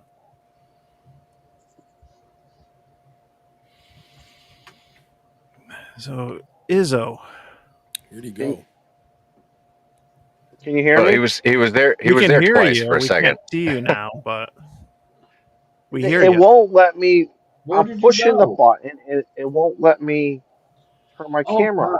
on. This is like giving the old folks home. Here we Quiet. There I it is. heard that. Oh, there he is. Holy shit, Nope. it worked. Hey, Dad, this is how you use a remote control, and this is how you program your VCR. Hey, Dad, I just came home, and the VCR is flashing 1200. What's up with that? Okay. Yeah. All right. Who on the stream had to program the VCR for their parents? That means we'll all go to heaven. Yes. Yes. Welcome aboard, Izzo. Well, What's going on, I brother? had to go. My son's home from college for a day or so. I'm I sorry. just ran inside, had dinner, ran back out here because my ears were ringing. You guys were talking antennas, and you know how I feel. Yeah. I love antennas. That's like, He's got his earbud in at dinner listening to the stream. Well, being honest, yeah, Izzo, he what's your did, didn't he? go-to He's when you're laughing. doing POTA? When you're doing Oh. POTA, Izzo, what are you using more often than not? Are you using like a vertical, like a ham stick and 17-foot whip, or are you running like an end-fed half wave as like a sloper or a V, or what are you doing? What's your go-to more often than not? It has changed so many times. I don't want to sound like I'm indecisive, Yeah. but it has changed so much. So this is what I've done. When I first started out in POTA 6, 7 years ago, and just playing field ops, we'll call it. It was the Eagle One antenna. Okay. Married that into the ICOM 7300. Played everything from 10 meters to 60 meters and had fun. Then, just like every other ham, you acquire an antenna here, you acquire an antenna there, you get this. Now I got to get a duffel bag for all my stuff. So follow me. I picked up a Nelson end-fed half-wave. I picked up ham radio, coffee and ham radios antennas. Reliance. Now I also have a spool. I got some MFJ whips that, and then all of a sudden the ATAS comes in. So including and I have this great inverted V. I remember in our chat, in our private, I don't know if it was our private chat or just our channel. Yeah. I said, well, what about the inverted V? Yep. We started off with that. Yeah. You did, okay, because I have found that inverted V with a push-up mast, I don't know, 25, 30 feet in the air, which is not high. Hmm. It is incredible. It is incredible on 20 meters. It is incredible on 40. Even when band conditions are horrible, it's still incredible. It's something about that antenna. I'm not a scientist. I'm not an engineer to understand this. But I don't understand, and that's no disrespect to all the other antennas. but something to do with an inverted V. Now, I have taken the Reliance antenna. I have taken the spool. I have taken a coffee and hammer. I've taken all these other wire antennas that I normally run as an end-fed halfway sloper. So I Yeah. take 65, 66 feet of wire, and I make it an inverted V. And it does even better than as a end-fed half-wave sloper design. And I don't know why. I think part of it is, my guess is it's going to be the average height above ground, that especially at the points in the antenna where you're going to have the most current and radiation, you're going to have a higher average height above ground if it's in a V versus the sloping. I that's my Yeah. guess. So when you ask me what's my go-to, Yeah. 2 hours before I go out, I look at band conditions, which Okay. we know is a sample from what? An averaging of 6 hours before with some predictability in there. You take, it's still a whole freaking witchy poo kind of a thing of, Which you know, eh, I don't know what else to call it, man. yeah. It's just because there have been some days when everyone is saying how horrible the band, solar winds are up to 600, you know, and there's an S1 to S3 of noise. Yeah, I go to a park and I'm making contacts. Yes, I'm not doing 100, I'm not doing 200 contacts, but I'm making respectfully anywhere from 30 to 40 to maybe 50, 60 contacts on the HF bands. I don't know what it is, guys. So I like having a multitude of antennas that what antenna haven't I played with lately? What's going on?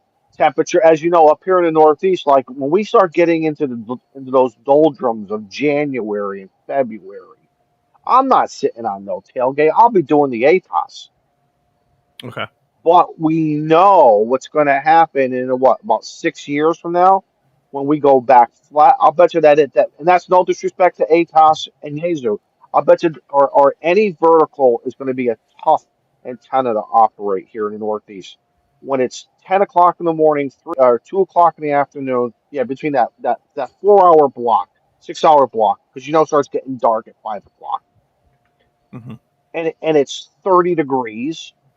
You're not going to want to be on a tailgate. Listen, as much layers as I put on, my thermals and all my winter weather gear, I'm still not going to want to be sitting outside falling CQ powder. I'll be inside the truck where it's nice and warm. Yep. Yeah, I mean, you're So, going to have to be on 40, 80. yes, yeah, yeah, Shannon's right, and it's very weird. Um, I think that's why when you listen to everyone on YouTube talk about their POTA experiences, you got to look at where were they. Are they in the southeast or the southwest where, we're in January? It gets down to what? Maybe 48 in the morning, but by afternoon it's 70 degrees up here. And listen, and where I am in Connecticut is still a hell of a lot warmer than what you guys further north of me, right? Right. Todd's laughing. Todd knows. I could be 38 degrees here on the Connecticut shoreline, and Todd is sporting, 27, 28, or whatever, 25. Shannon's getting that cold gale wind coming in from the Atlantic Ocean, making things even cold.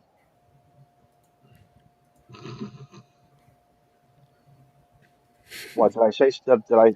What is going on? No, What sound are you Grouch guys or making? someone made a fart noise. Their effects or whatever. It's a 12-year-old in a 51-year-old body. Yeah. And I Mike, think all of you us are even know 12-year too. olds. Mike, you even know too because you got the Great Lakes, right? You're affected by the Great Lakes weather, right? Yeah, I mean, yeah, no, like, I mean, if you're talking about like as far as propagation, then that's more of I a was talking VHF, more No, about I'm talking UHF. more about about the the weather. environment in which you're going to Oh, operate, which is but going to then you're talking alter about your snow and choices stuff. for Yeah, what you want. yeah, yeah. I always joke that when I get into the winter, I'm like, okay, it's multi-band antenna season because I don't want to get out of the car. Yeah. I use I use a 17-foot whip twice this week, and it's one of my go-to antennas. right on the mag mount, quick and dirty. Whether I'm doing 17 or 20 or 40, because I got a coil. But when I get into the winter, if I'm going out and I feel like I might want to jump between bands, then I'll be putting up, whether it's end feds. This is what got me interested and gravitated towards the off center fed dipoles, because I'll put the drive on mast right over, underneath the front tire, and I'll just have 30 feet or whatever of coax running right down the mast into the car. And then I got something, whether I have an 80 meter off center fed that'll do 80 through 6, and I got a 40 meter one too, which I use more often because I'm limited where I can set up the 80 meter because it's so long. But then you put one of those up, and like I was saying before, with the average height above ground, you get that up in a nice like inverted V. You can work all over, and you got a fantastic antenna with the off center feds. I don't think they get enough credit. And Now, don't tell anybody. That's my rant. Don't tell anybody, all right? What I'm thinking of buying next is some type of utility trailer, maybe 8 to 10 feet long, fully enclosed. I don't care if it doesn't have windows. I'm gonna pop 2 or 3 windows into it. Throw the Mr. Buddy heater in there. Put a table in there. Start off really poor man way of doing it, and then as we get along, we'll build a desk that's permanently mounted in there. And I'm wondering if that's what I would want to do for the winter, especially for the winter, just to keep some elements off of me. While Well, still, don't you have that fancy ass ice fishing tent? that's a pain in the neck to go every. And the Connecticut state parks do not technically want you operating that. I have to keep a door open, which defeats the whole purpose. What do you mean you have to Yeah, keep a setup door is open? 15 minutes. Setup is 15 minutes, but it's a pain in the neck. What do you mean you have to keep a door open? Yeah. You cannot be okay. You if your tent is fully enclosed, it's considered camping. So not every POTA park in the state of Connecticut, the parks offer camping. It's an ice hut, right? You know what they tell me? This is not Wisconsin, and you're Oh. not on the lake. Oh. That's the response I've That's gotten. not You're not on the lake. You're not in North Dakota. You're not in Idaho on the lake. So So you gotta, if you're in the car, right?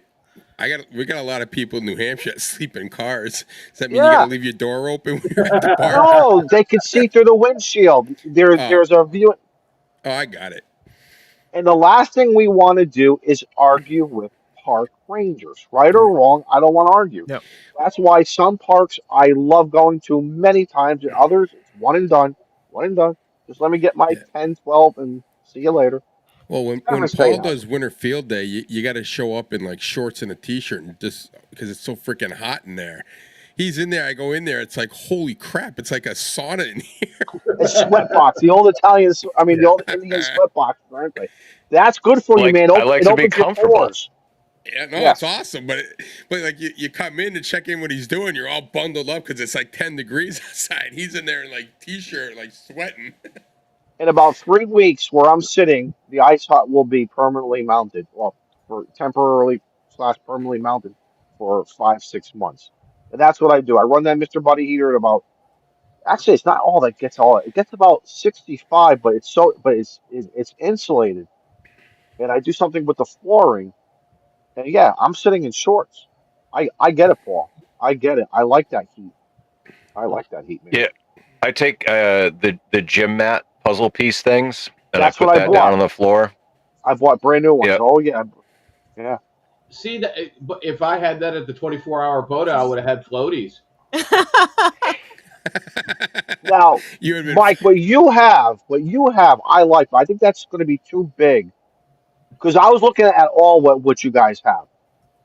I think yes, what I like all of them have a purpose for me, but it's just too big for me right now. Izzo, I've got a solution for you. Give me a second. Let me think of the camper. But there is a camper that is Australian made. It's basically like the same design that I have, Shannon, I think I shared that camper with you on the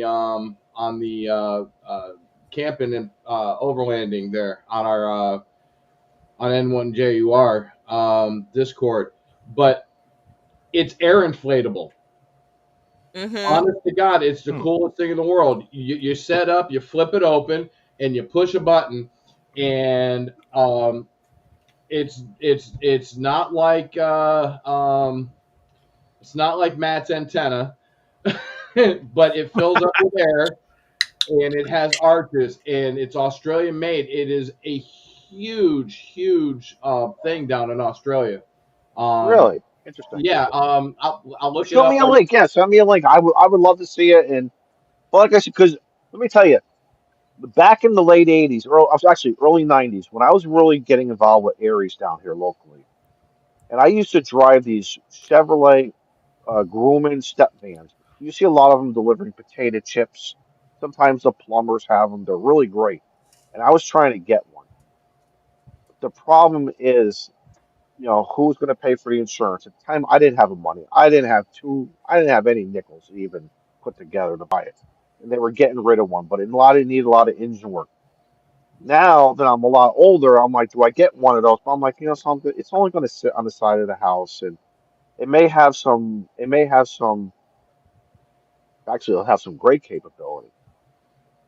Now, because I'm already like 5 steps ahead, where am I going to mount some antennas? I want to be able to put some type of bracket so I could drop a push-up mast, run that sloper if I want, or run that inverted V, that whatever. I'm like 5, 6 steps. I haven't even gotten this device yet, and I'm really thinking what. That's how my brain works. So I need to just calm my brain down. So maybe I'll see. Maybe yeah, right, Paul. Maybe I'll see something at Nearfest. Get some ideas. That's why I like going. This is why I like doing this stuff. You know what I mean? I wish I could make it out there for it. I wish I could, but it's just I thought you we were. got You're not way too much. making it. I thought you said you were. I would love to, but no, I never said I was. Like we've been doing landscaping projects around the house, and It's a long. we're It's a far long behind. drive for you. Yeah, Yeah. yeah, and my back's killing me now after like spending 5 hours moving Then dirt you should to take the a break basement. from landscaping jobs and come out. Yeah, Hey, Izzo, this is what I was talking about. Okay, so in Connecticut, they're going to call that camping, I understand, but you can open right? the door. Right. But what do It's you got do a in the window winter? on it. You See, so just. that's interesting. So it sounds like deployment's real easy. It's It's set up just like mine with the kitchen that slides out, the whole 9 yards. And here, I'll put up another one That's the real quick. inflatable one.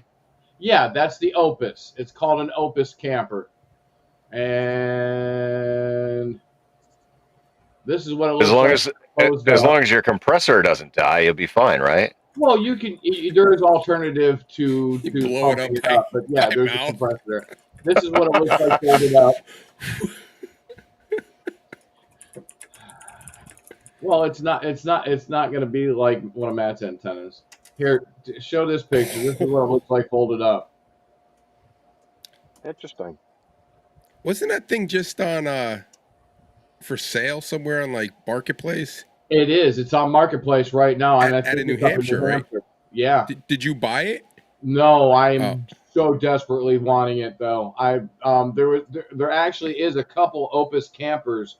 They're Australian made, and they are highly sought after in the U.S. This is what the inside looks like. I'll share that too.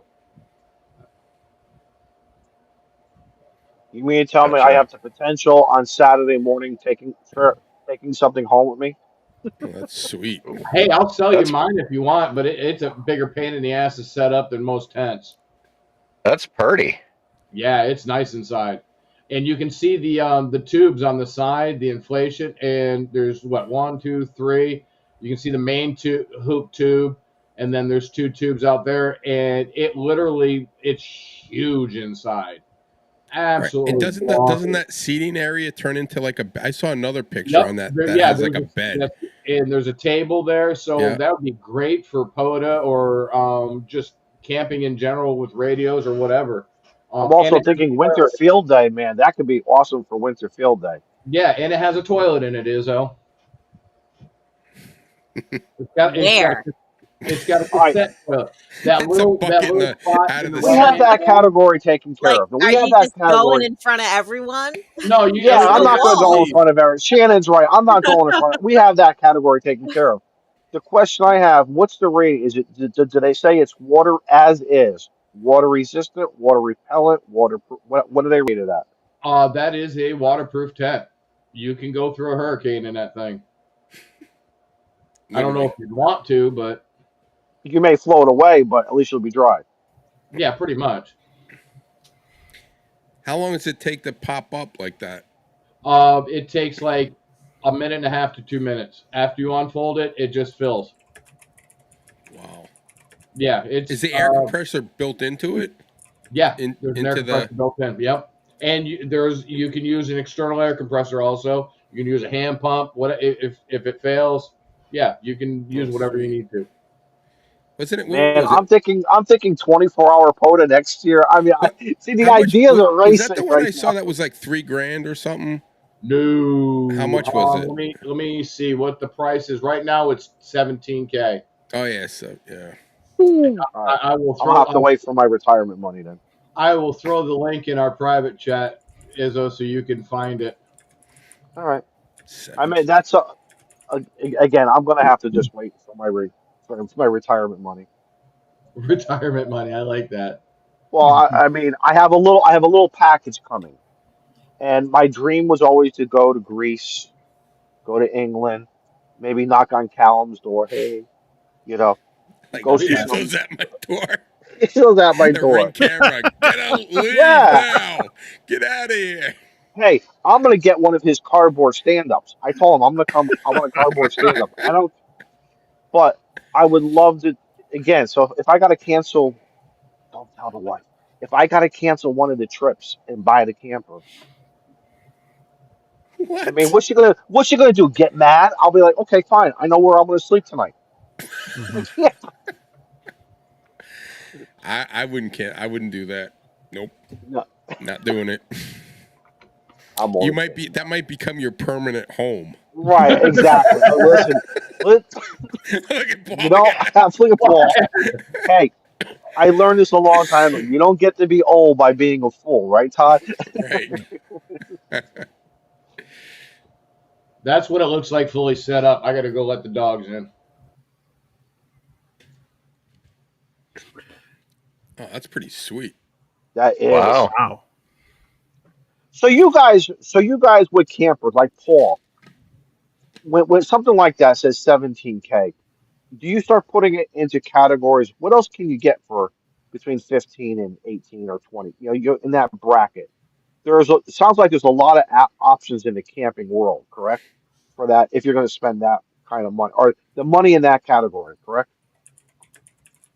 Yeah, I mean, I would say in the camping world, you could find a lot of really good deals, more in the like 12 to 18,000 range. If you wanted something new, then yeah, you're looking 20 to 30. But see, like that. Well, that thing is more like that. You would want to get that if you were going to be like going cross country and going off road and going into the canyons and you know what I mean, like the overland stuff. Like that's like you're not going to take Paul's camper and go where those overland guys. That thing you're taking everywhere you go. Like if it's attached to your truck or your Jeep or whatever you're driving, I mean it's going everywhere. Paul's camper is going to the campground. That thing's like going places, off roading, and that's where I think why the value is. And why? I mean, I could do BLM land. That's fine. The RV is only 30 feet. So basically, the rule with a lot of the state parks and the wildlife areas is nothing more than 30 feet. And so that's why I went. Okay. That's why I went with 30. But it's actually 29 foot 11. Mhm. Okay, so we'll call that a check mark. You met that requirement, but up in New Hampshire, do they limit you at what parks you can bring that into, or they don't care? No, New Hampshire doesn't care. Izzo, our motto: live free or I die. know. Listen, and here's the thing. Okay, here's the dilemma. Okay, exactly, Paul. But here's now, do I say take that money and don't buy the camper, and that's a down payment on something up in New Hampshire? You Well, see where I'm going? yeah, you'll Now, be do you you'll guys want be to see me on a more regular basis in person, or do you want to see me in a stream? well. Let's take a poll on that one, Shannon. Could you get a poll on that? Press one in the chat. Yeah. Do we want to see Izzo in person or just on the stream? No, Izzo, I mean, honestly, if you're going to go from a financial standpoint, you're better off putting it on and buying a property because you're not going to make any. You're going to do nothing but lose money on the camper, but you're going to enjoy the experience of either. Like if you're buying a second home in New Hampshire, right? Is that what you're planning on doing, or you planning on buying a I, home or? it's always been like, do we start off with property with a double wide, or do we just find something that's already pretty much turnkey?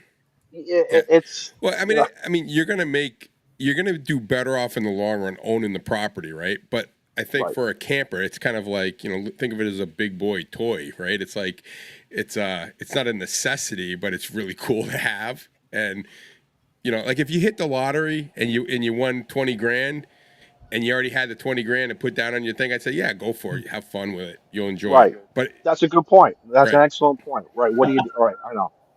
Yeah. this guy too. I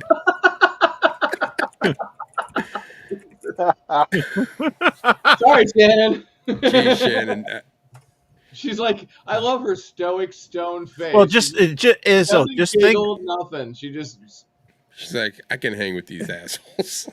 Izzo, just think about all the money some you're going to. Oh, things I sorry. pretend not to see.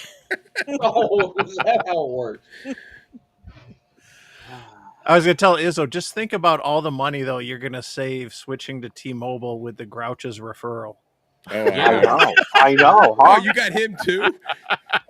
They're gonna be like, You, who's this Izzo Grouch was guy? asking in the chat if he can use Oh. Paul's code or referral. Yeah. Oh. I mean, I save 15% by switching to Geico. So Oh, for God's sake. Yeah. I paid $300 for full coverage for 6 months on my AFJ, so I'm good.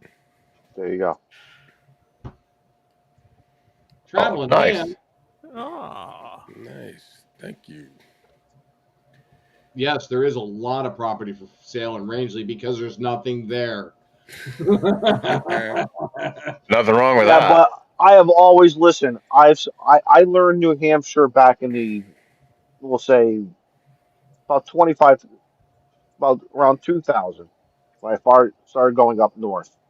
Saw some stuff I really liked. Saw some stuff. It's just not for me. Just not for me. But New Hampshire has always had this appeal to me.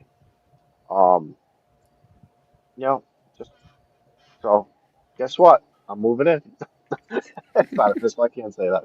But no, really, it always has. It's always had a really nice appeal to me. The people, the area, you know. Plus now we can. Plus now I'm so active with field operations. You know, in Connecticut, it's just so damn expensive just to live here, man. That's the other thing. Oh, wait Well, a minute. and I may have Connecticut to mute has myself. the absolute worst drivers in the whole country. Right. I don't know. No. I Oh, think yes. Mass, Maybe the Mass top or New 10, York. top 5. New York, but not upstate New York. Well, Rhode Island so some in upstate New York. Yeah. I always joke like the Albany guys and Yeah. girls, like Albany drivers will try to pass you in the freaking car wash. Like, I mean, they Albany drive, and I spent a lot of time out in Albany, and that's like just over the Mass border. So, like Listen. maybe it does have something to do with Mass or I was driving home on Friday, right? And this Mass hole is literally in the left lane, and it's like on the Everturn, it's like 3 lanes, and there's like a 4th lane for an exit. He's in the left lane. I'm in the right lane. This asshole doesn't put on a blinker, just goes at the, like, not even like a gradual turn, like, oh shit, I missed the exit. Let me just buzz in there and like cause like almost 3 cars to wreck. I'm like, holy shit. And then he drives off, and I'm like, oh, there he is, masshole, typical. Todd, welcome to my life, dude. I've been dealing with this shit for 4 years, and I came from Tennessee, and it's like, God bless. Okay, when they were talking, when the big thing around the country was like, let's build the wall, I was voting for let's put a wall on the southern New Hampshire border and keep those massholes out of here. Wow. Wow. I Sorry, see how Shannon. it is. Build Well, that well, what wall. it is Build that wall. we need a toll booth like New York, right? Yeah. Like there you I think it was like $12 to cross the bridge in Oh, Newburgh. yeah. And so, yeah, it should be like $12 to cross the border into New Hampshire. For non-residents only, for massholes. Wow. Well, look, Shannon, Massachusetts was going to put a toll. So when we drove into Massachusetts, so anyone from New Hampshire would have to pay a toll to go in, and we were like, our governor was like, all right, you know what? You want your free fucking non-tax shopping? Then we'll double it. And they were like going back and forth about like, and like, I'm like, shit, it's going to cost like $30 to get into Mass. Jesus. And again, it all went away, but still, I mean, being like, we live in southern New Hampshire, like basically on the Mass border, pretty close. And it's tough sometimes because like, they're like, girl I work with, her brother-in-law, he's a farmer. And he farms, like, he does apples, you know, just the local stuff. And he says, like, these people from Massachusetts come up here with backpacks, like, not like day packs, like full backpacks, and try to steal all their apples off their trees. And they have to, What? yeah, and they have to Oh, chase come them on. around. Because she asked me, she goes, you know, if you retire, she goes, you know, you could come and help us do security. I'm like, well, why do you need security? You're in a New Hampshire farm. And she's like, oh, no. She goes, we got to chase these people from Massachusetts come with these backpacks and fill up their backpacks with apples. And All right, and if what there's they do anybody is out there who could do a meme, I want a meme of Todd in the next 2 hours listen, being apple orchard security. I'm like, what do you chase them on? They're like, you know, those John Deere side by sides. I'm like, you chase people from Massachusetts through the fields on side by sides? She says, oh yeah. She goes, it's a real problem. I was like, what? I was like, holy crap. You like, who would have thought, right? Like stealing apples is a thing. But I guess what they do is they take them and then they bring them to their farm stands or whatever they have. Like, it's like other farmers that are doing it. So like it's Massachusetts farmers that want to sell more apples, I guess. I don't know. Those New Hampshire apples, man. I tell you, if I had a farm and somebody was stealing from me, they're liable to get shot. Yep. I was just That's why about they to come joke up here, that, you 'cause- know, like deers be eating apples off of trees, and we all know what happens to them. See you in the cooler. Yeah. Yeah. Yeah, no, it's my wife's from Mass, Shannon. She's from Somerville. Slummerville, huh? Yeah. So I get a lot of it, and I turned her into a country girl. Well, you know, I'm from Lynn. Well, I'm not from Lynn. Okay, I grew up mostly in Lynnfield, but I live in Lynn now. Lynn, city of sin. Never come out the way it went in. Okay, I've heard it 1,000 times. That's a hell of a poem. Look at her rant. You guys never heard that? Nope. No, I've Come never heard on. of that. Oh, Wow. I've heard that. Yeah. Wow. But Weren't they going to change the name? to Ocean Park. Yeah, they were. I remember that they were going to And change then, the name. you know, and then people came up with Ocean Park. Ocean Park never go out after dark. Oh my gosh. Oh, that's awesome. But Can you come up with one for Rochester for me? Well, hey, I can't take credit. I didn't come up with these Hey. things. There was once a man from Rochester. No, I can't go there with that. hey, Mike, we have a Rochester, New Hampshire, and they just call it Rotten Chester. It's so There bad. you go. It's a pretty rough town for New Hampshire, at least.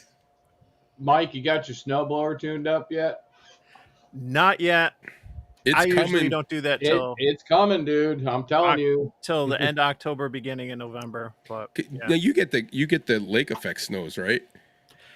The last like couple years, it has been eerily mild, like scary mild. It's like everyone around here is like, it So was you're not due. like this when we were growing up. You're due Right. for the But big one. Buffalo has gotten dumped on the last couple of years, and Buffalo's about an hour west of me. Yeah. West, it's that way, right? And when Buffalo's gotten hit, they get like everything at once. I feel bad, Oh, but they know how to deal with it. Like it sucks for like a day or so, but the communities up here, we know how to get rid of snow and everything. So when they get a couple feet in a weekend or a day or two, like they get rid of it, they get on with life and stuff. But it's all been going over there, and it kind of has stopped like in half hour west of Rochester. Like we haven't gotten hit bad, so I'm sure we're gonna pay for it. But Right.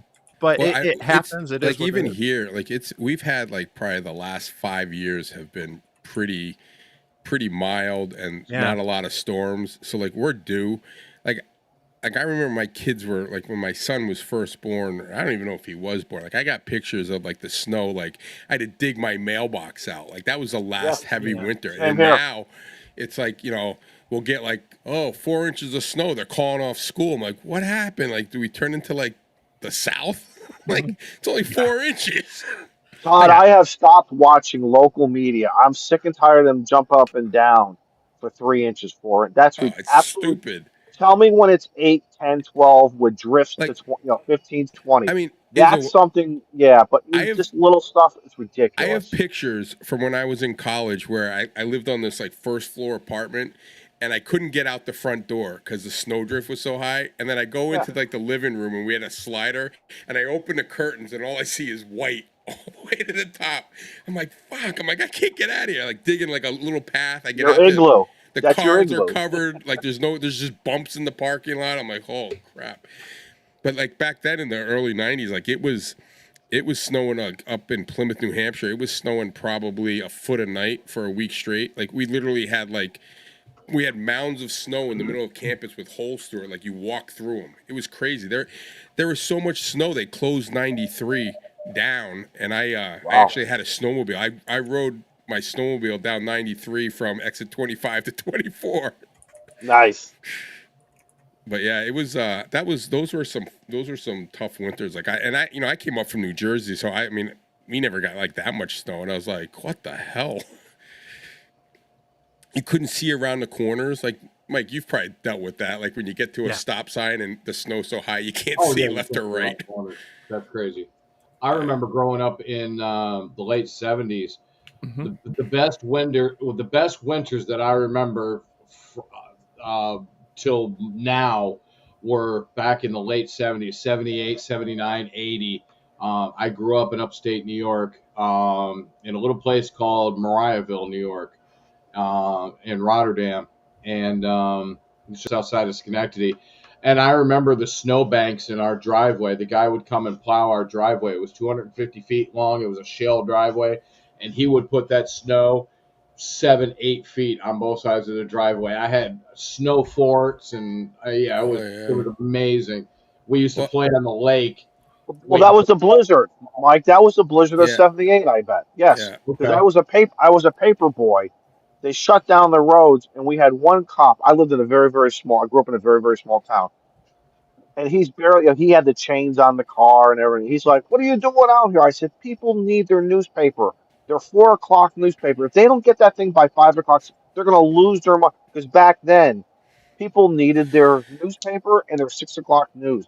You disrupt that, they're gonna lose their shit, right? Oh yeah. And I'm like, so what are you gonna do? Chase me? You can't. He was like so far away. He rolled down his window. I'm like, dude, just leave me alone. And he just threw his hands in the air. He probably said crazy as hell. Go ahead. I don't care because guess what? That It's next okay. week when I was collecting for that newspaper, I got some good tips. I got some really nice tips from my customers who Nice hands, understood. Izzo. I saw that. Yeah, Boom. that was pretty sweet. Yeah, Like it never that even thing popped happened. right out. That said, Izzo I'm was getting a the hell first away from baseman. Izzo. That earpod said, get the hell away from me, Izzo. You're out. You're out. There you go, Izzo. Your wish is my command. Snow. Ah, I love it. Love it. There you go, Paul. Love it. Uh, Get off my orchard. Get off hey, my Paul, horse. send that to me.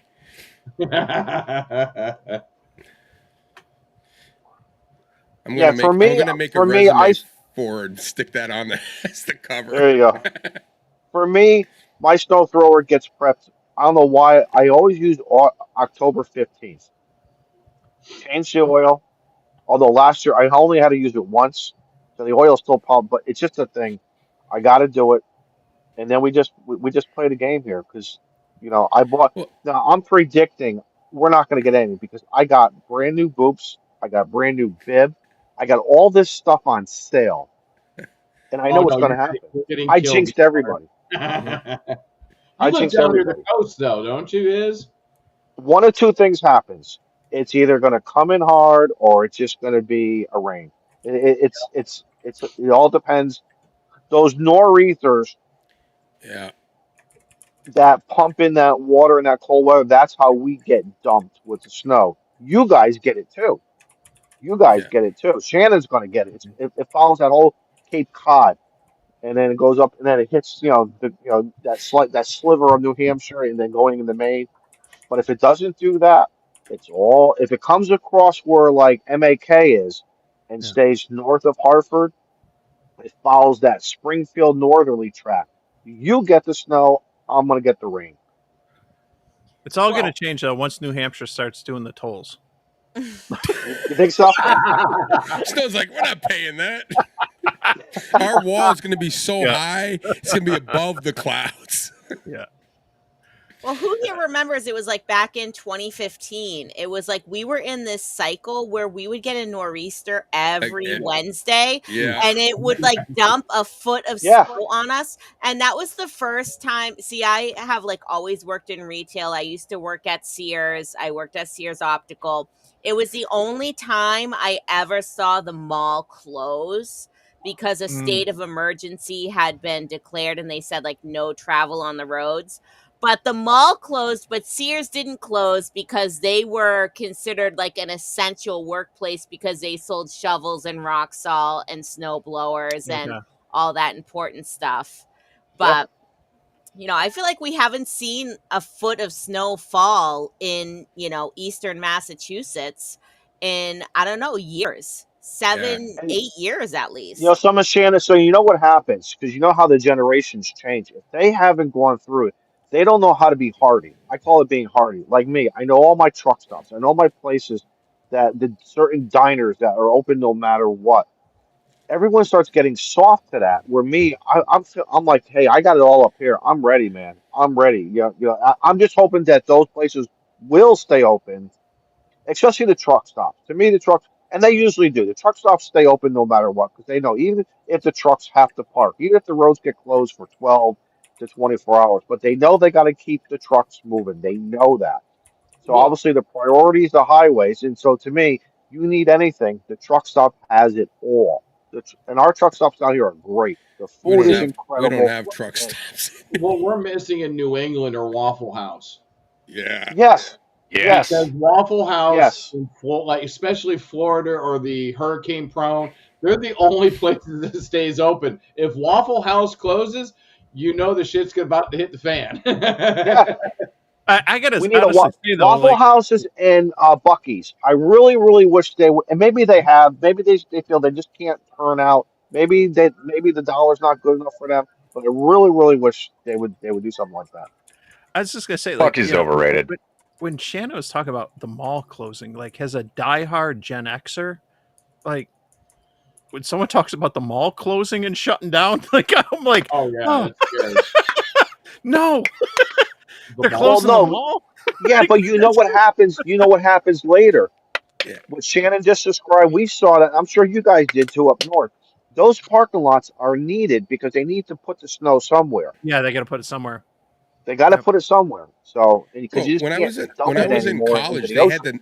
they had the National Guard come in with to remove the snow because it was so much that they had to put it on like a conveyor belt and those huge dump trucks that Yeah. you see in construction, fill Yeah. those things up, drive it to the river, and then dump it, just to get so you could. I mean, there was no more place to put it. The snowblowers weren't blowing high enough. The plows couldn't plow. I mean, it just ran out, and they had like the National Guard and the DPW working, using all these machines to get the snow just in the river. And then that year, it melted, and then they had an ice jam, and the whole freaking town flooded. Like, I mean, it floods normally, but like Right. I mean, cars were like, it just had like one night it got warm, the ice came down, and it got cold again, froze up, and the water came back, and like all these people, there was like warnings, get your car, move it up to, and all these people left their cars, they were underwater. Gas station was underwater. Well, didn't they use? Where does the Red Sox play? What field? What's that? Weren't Fenway they Park. dumping Fenway? Fenway? Weren't they dumping snow in Fenway? One year, I remember that made it. Like Well, because they couldn't touch the couple- Patriots because the Patriots had to play. Yeah, we had snow, I forget how many years ago, but it was like really our last big thing in Manchester, New Hampshire, which is New Hampshire's largest city, which is like more like a big town. They didn't have enough, they had so much snow and they couldn't get like downtown. They were paying people like $900 if you had one of those sidewalk snow blowers where you can, you see them in the thing and they, they're in a little box. $900 like an hour to freaking plow because they had so much snow and like the city was shut down. I was like, holy shit! I go, how much do those suckers cost? I'll go buy one now. Yep. But yeah, I mean, sometimes it can be a lot. But I bought when I moved in here to this house about 5 years ago, I bought a Polaris Ranger, which is a side by side, and I did my research and I put a plow on it. That thing is a beast. It plowed like 2 feet of snow, wet snow, and I mean, it worked, but it moved it, and the freaking plow guy plowed on another storm. The end of my drive. I live at the end of the road, like the road turns into my driveway, probably 4 feet high. I just ran that thing right over the top, just keep chalking away at it. The thing was awesome. I wish I bought it 20 years ago. I don't even use my snowblower anymore. Like I have to go to the front walkway. I just take the Ranger right through it, right over the grass. The thing just. Big wide open thing. One swipe, and that's all you do. Yeah. Yep. It's awesome. My wife, when we first moved here, my wife bought me, not us, but bought me a Toro snow thrower, the second largest one that they have that has the tank tracks onto it.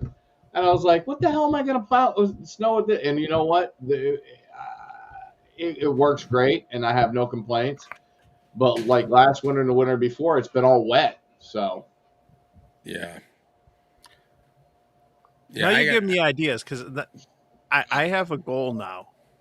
I think I need to install an antenna on the snowblower, and I think because I think this will drive people nuts. But do an FT8 while I'm working the snowblower. I can make some contacts. I mean, whether it's the 705, I got the phone, this, that. Like, I'm gonna have to try. I got to think of something. 160 meter ham stick on the snowblower. That's right.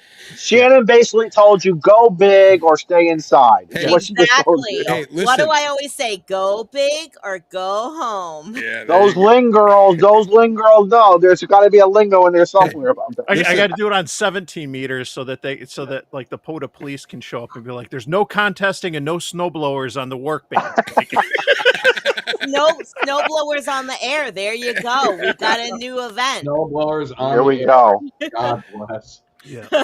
Hey, I'll tell you this: when wires get covered, like I look out the window and I see it's like covered in like an inch of ice. I just get on the radio and start transmitting and calling out CQ. It'll melt that shit in like a few minutes. It's awesome. That's what I don't like. In the month, at least down here, the month of March is what I don't like. Yeah. That's when the icing is more. Its highest probability for us here in Southern Connecticut. I can't stand that. You see everything started doing the drips and everything. Yeah. The wire, yeah. Well, I don't like that. I forget, Paul. What year was it when we had that big ice storm, and like we were shut down for like a week? Oh yeah, that was somewhere between 05 and 08, somewhere in there. Somewhere in that range. So we had this like nasty ice storm. I mean, it literally shut down everything. And I went online and I got on Granger up in Manchester, and they had a generator, and I was like, oh, and I was like, $750. I'm like, done. I mean, literally, we had no heat. You know, up here we're on wells, so no water, no heat, nothing. And I go and get this generator. Well, literally, I walk outside. Like, a guy's offering me like $2,500 for it. I'm like, nope. Oh yeah, they do that. I'm like, yeah. dude. And then they had they had guys again from Massachusetts up here with U-Hauls selling generators out for like $3,000, and people had like literally no. So what ended up happening is, like, I lived in this neighborhood, and all the wives went to where there was power with the kids and stuff, and I stayed with my 2 huskies, and then I bought the generator. I jimmy rigged it to the washer and dryer outlet. You know, it's totally backfed it. I know, totally illegal, but you know what? When you go like 4, 5, 6, 7 days and there's no power, like, no one cares. And at the time, I had what do you call it? The direct TV with the satellite. So once the sun came out and it melted, I was the only one in the neighborhood that had TV. So all the guys came over, you know. So it was me and the guys and the dogs. And, you know, we had power. And I said, listen, just bring over a can of gas. That's all we need. I got food, beer, whatever you want. But that was probably the worst storm in New England I've ever been in. You know, it wasn't snow, it was ice, but it, like, the trees were coming down, and it was just. And that's when I said I got to get a generator. Now, at least in New Hampshire, I know all new houses are required to have full house generators. What I've done, Paul, because of situation like, again, I bought the first generator. Then you got to start doing with the gasoline. I got sick and tired of holding gasoline or getting gas. And of course, gas stations, if they don't have a generator, you can't pump gas. Went through one time with that. One time, I said, that's it. Got a propane tank, the big 100-gallon. Bought a propane generator. And now what I do is, in the winter, if it happens, I will snow blow a path so I can wheel it out, plug it Yeah. into the transfer switch, and I'm done. And I don't, you know what I mean? Just like you, I'm going to be sitting pretty because, and propane's good, man. Propane, I mean, I topped off the tank back in April. And I'm good for, based upon my load here at the house and what we use, I'm probably good for maybe 11 to 13 days, but I know after day 7, 8. But by then, if we don't have power by day 7, it's something serious, which is what we've had in the past. But the propane trucks will be running by then. So, well, my propane company said if I get a whole house generator, you're you're prioritized on the other customers from getting fuel. I was like, oh, great. Well, how much does that cost? And like $15,000 to get a whole house generator. I'm like, $15,000? Like, what are you? That's a lot of money for it to happen. Like, maybe once you'd rather buy a camper for that price. I know. Todd, I bought the Harbor Freight 9,500 watt generator, 9.5 kilowatt generator for $2,200. The first when we first moved here, we had that little nor'easter that blew through, and we lost trees. We had power out for 4 days. On day 1.5, the wife was like, take whatever we have left of the money that we used to move here, go buy a generator. And I did. And I tell you what, that stupid thing runs this whole house, 9,500 watts. Yep. It ramps up every once in a while, but it runs the heat. It'll even run a washer and dryer. Yeah. Yep. I love that stupid little generator. The only thing I have to do is my hot water heater. I play the game. I turn that breaker on while everybody is sleeping, let it heat the water, and then the next day you could take showers. That's the only thing I have to play the game with. And we have the gas grill so we can still cook. I have an electric stove. I don't like the electric, but for me to switch everything over to propane, it's just too damn expensive. Hey, John, the 11 years ago, $6,000 is probably now $15,000. Yeah, that's true too. Yeah, good point. Good point. Yeah, the house generators, and I can tell when the power's back on because my neighbor back there, my neighbor across the street, I can see the little green flashing light. When it's flashing, when it's solid, that means the power's back on. When it's flashing, the power's still out. And you know what's kind of sad too? Those guys who are selling generators on the back of the U-Haul trucks, we've always seen it in all the neighborhoods, right? You know, 2, 3 days after, you know, a vast majority of those people haven't prepped that generator. They don't run it with a load, no load, no load. They don't take care of it. They don't change the oil.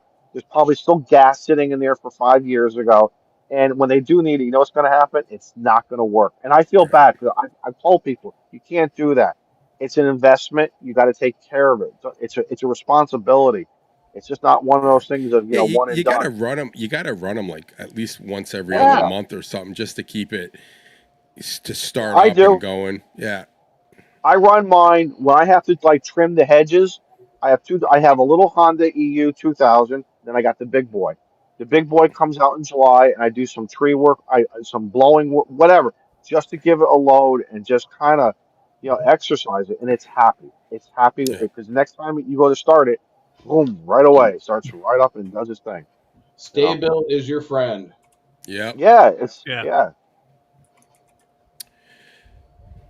Is And I it? got a lot too, because everybody's running to the store for eggs. What is it with going to the store for eggs and bread and making French toast? They're gonna have more. Me, I'm out buying cigars, making sure I have enough cigars. That's all I care about. You know what I mean? Toilet Gotta paper and get milk. the milk, bread, and eggs. Yep. Yes, they do. Toilet They paper. do, Paul, and they buy too much. You know that because they get scared because they're watching everything. Their local weatherman. They're watching. Even like I've been watching the disturbances, down in the Atlantic right now. Some people are just it is amazing what that thumbnail picture that some of these places are using. I have no respect for them. They're scaring the hell out of people. They're not keeping it relevant because Well, well, I listen, get. we're I what 300 miles away from each other, 150 miles away from each other. My threats are going to be different for that storm. That could be for your and everyone's right. taking it Well, as an equal I piece just of. got an Fun. alert. Like they're like, what is it? Humberto is danger turning their head could get stronger, and I look at the path of it. It's just going to be floating around the Atlantic Ocean. Like why? Well, Bermuda, yes. Yeah, Bermuda, yes, it's probably good, but we're not in Bermuda, right. I right? know, but So why am I getting this alert? Like holy crap! Like I guarantee, like if my mother got that, she'd be like, "Oh my god, we got to get food." Gotta get the milk no, and bread and eggs. that's, hey, Well, do you guys have this? It's amazing with the liquor stores. People, just like in the supermarket, the bread aisles go on. People go in. People down here, they load up. I don't whether it's wine, beer, or anything else hard. The liquor stores do very, very well yeah. when they start screaming. You're going to be stuck inside for 1 to 3 or 4, whatever. Well, you They might get as well have fun while you're stuck inside. And condom sales, probably. well, and then 9 months later, you know what's happening. The hospitals are all going to be busy. Yep. Dude, that's how it happens, man. How about the Hey, when blackouts? Remember the blackouts? There was a big blackout back in the 70s. And I remember hospitals were reporting a huge surge in the maternity ward 8 months later. Well, look at what COVID, all the kids that popped out from COVID. Holy Yeah, crap. yeah. they're going to be the well, when you got COVID. nothing to do, They're going to be the COVID generation Oh my from God. 2020 on. You're the COVID generation. Shannon's like, "This is the last time I'm gonna ever be on the Northeast Hams." I should have said that last time when I was on Live Free and Ham for the 24-hour POTA camp out wrap up. Yeah. I Are you guess going back? I'm a glutton for I punishment. was gonna say And then you you, love and then you're on Eric's like morning one. And I'm like, wow. I'm like, she's a trooper. She's tough as nails. How long were we supposed to be doing this live stream? I thought it was like an hour. No, it was 24 8. hours. What is it? 24-hour live stream. Yeah. What? I bought eggs, Paul's, bread and milk for this. yeah. Yeah. Paul's done close to that. I mean, we haven't even done the what are we drinking round yet.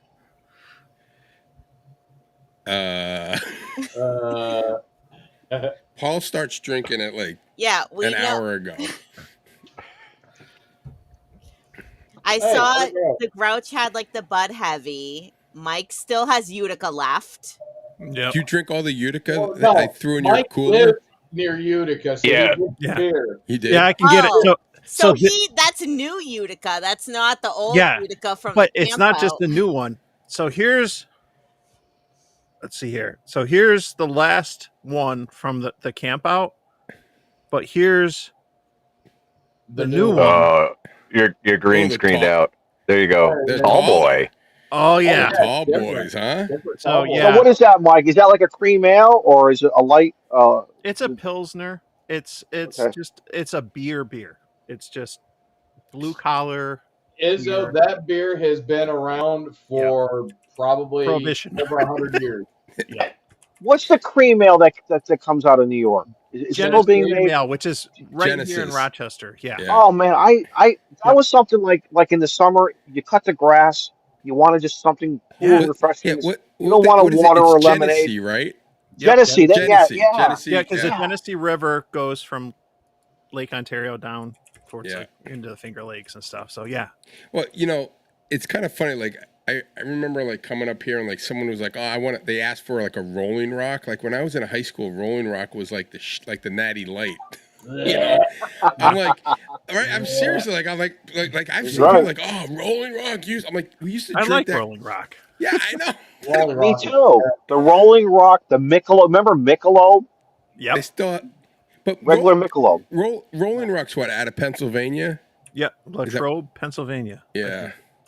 I feel And like you it's should just get Latrobe you right should on you the should bottom. get like was it a 24 pack for like $8 or something? I mean back then. Fucking Keystone. Yeah. Yeah, Keystone, Keystone which is all Light. Pennsylvania. Yeah, that's all Pennsylvania. I was convinced Keystone Light is the same as Coors Light, just in a It different is. can. It's the same. Well, yeah. It's just I mean, probably it's what, more watered more ingredients down? or, like cheaper ingredients or something, but it's the same brewery. Yeah. Yeah. Yeah, Keystone My uncle Light. used to drink this stuff called Rheingold. You guys remember Oh, Rheingold? yeah, I remember that. It came in and it was like in a brown. It looked like a barrel. Yeah. It looked like a barrel, and you just twist the top off real quick, and then we would line them up on the Well, banisters. remember the You know, Foster's pew, pew, oil pew. cans? Oh, They those. still Yes, make those yeah. things? Yeah. Do they Yeah. still make Yep. them? I love Foster's. When I went to school, there's this place called Biederman's, which is it's kind of like it's got a bar, but it's got awesome sandwiches, and you watch the football games there. So it's kind of like a bar with a deli built into it. And they used to sell Foster's was like their cheap beer because like they would Okay. have like 15 beers on tap, and Foster's back then it was like always like $1.50. So like I hadn't been up there. I left college. I was up there, and I go up to the bar and I go, "Hey, you guys still have that $1.50 Foster's deal going?" The guy's like, "Haven't been here in a while." He goes, "We don't even sell Foster's anymore." I'm like, "Are you kidding me? That was the best deal going." WHJ, was it J?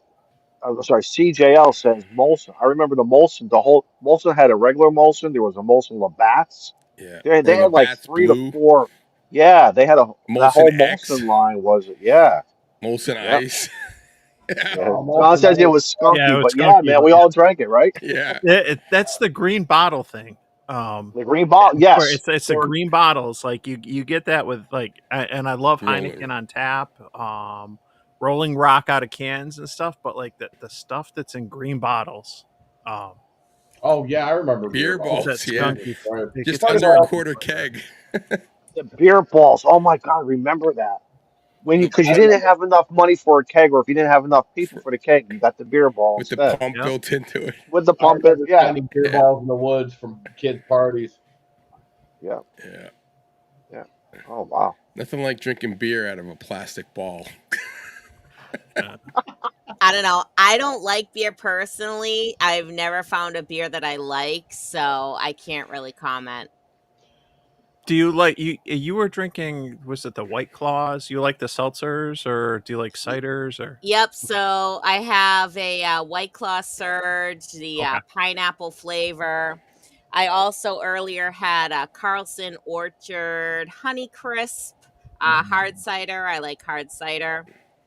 And of course, I have my Live Free and Ham glass here with mead from the 1634 meadery in Ooh. Ipswich. Look at you. Wow. So Nice. you're getting drunk 3 ways. It's a Shannon, Saturday are night. those ciders? Are those ciders more seasonal? Is that like a fall drink? Is that a fall one, or are they available throughout the year? Well, you can get I- cider throughout the year. Yeah. They make some seasonal ones. I know like a couple of the cideries in upstate New York have some like donut type flavored, like cinnamon and apple donut type ones out this time of year because of the fall. But Well, and you know they'll what do they do? different They get the ciders. apples But, from yeah. New Hampshire because they hire people from Massachusetts to go over into Todd's area, steal all the apples, and they bring them And they back to ship them Vermont. Yeah. over to New York. They ship them over. That's what they do. We got good apples in New York. Oh, hey, there's some really good apple orchards up around Albany and Schenectady area. Yeah. When I was growing up as a kid, we used to always go out there. Yeah, I guess I think Altamont's one of I them. guess that farm has like they have like where you go and pick your own apples, but then they have like backfields that are like the ones that they Premium. harvest, right? Right. And, It's all reserved. and Yeah. that's where they sneak in, and I guess that's where they're stealing them. I'm like, I just thought. I mean, when she was telling me this, I thought she was BS. I'm like, people seriously steal apples? Like that's a thing? like, come on. Yeah, I guess when I went to the store earlier, because I figured I better stock up for this live stream. They had like pumpkin spice cider, and I was almost tempted to get it, and then I was like, no, I'm gonna stick with like tried and true. This sounded good because it was Honey Crisp, and I was getting the honey mead, so I figured maybe it would go well together. So Black market fresh apples. That's awesome. No. Oh man. Well, listen, guys. I'm gonna have to bail out soon. We should start to wrap up. Yeah, I've got my kid is home, and I was supposed to pick him up at 6, but we had this, so the parents brought him home instead. I think he overstayed his welcome. Nice. Oh, yeah. You got anything coming up, Todd, before you bounce? No, not really. Hopefully I'll be on All Star on Monday, so that's about it. I don't do videos yet. Still studying for my extra. Will be next year too. How many years, Paul, do I have? Hey, how many years do I have left before this thing gets changed? The question pool, I actually looked it up because I've been dabbling too, Todd. I'm like you. 2028 is so whatever question pool you're using. So we have until Listen, 2028. you guys, And if when- I can do it, anybody can do it. Okay, Yes. you guys need to be extras. When the question pool changes, and we'll just start over. We'll just Yeah, a reset. It's a reset. we all start. Yeah. No, it's pretty. I gotta I have to just set a date, and because that's how I did it with the general. Eric said, "You're doing it on the Marlboro, whatever that ham thing is. That's the date you're doing it." It was like 3 weeks away, and I was like, "Shit!" I'm like, I can't go in there and fail. I'll never hear the end of it. So, Yeah. All right, Todd, October 11th, sign up for the session. yeah, not happening. I'll do it. Tell Come on, Todd. Huh? Let's go. October. I can't do need it to by get my then. extra. Let's go. We'll try by the end of the year. That's in a couple months. I haven't How long studied. Shannon? How long did you have to study for before you took the test? And how often did you study? Do you Like, really were you- do you really want to know? Yeah, you took Yeah. it right away. How did a you week? do it? I did- probably how'd you do studied for like maybe 2 weeks. Straight? Like that's all you did, or Oh, All I did was memorize the answers to the questions, man. yeah, It's I not- know. But how did you get not through the that electrical hard. stuff? There's How did you get 600 through all those questions. equations and stuff? That's just it. It's the electrical stuff. I can't stand those electrical. Now, T.O. made a comment, and I got to look. He says, if you, I hope I'm quoting him correctly. T.O. said, if you skip all those questions, you still have the potential of passing, but Yeah. you got to get all the other ones 100% right. I mean, you have to get the other ones right. Yeah, I think there's all kinds of scenarios like that with the exams. Like you know, like the math ones or the diagram. Like you can skip all that stuff, but you got to get everything else right. But everyone learns different. So go at whatever your pace is. But okay. I think it definitely helps to set, like that goal. When I was doing mine, it was like they were testing every month during COVID, and so I knew like the the date for the next test. I was like, I got 1 month, to get my general. I got a month to get my extra. They weren't at that point.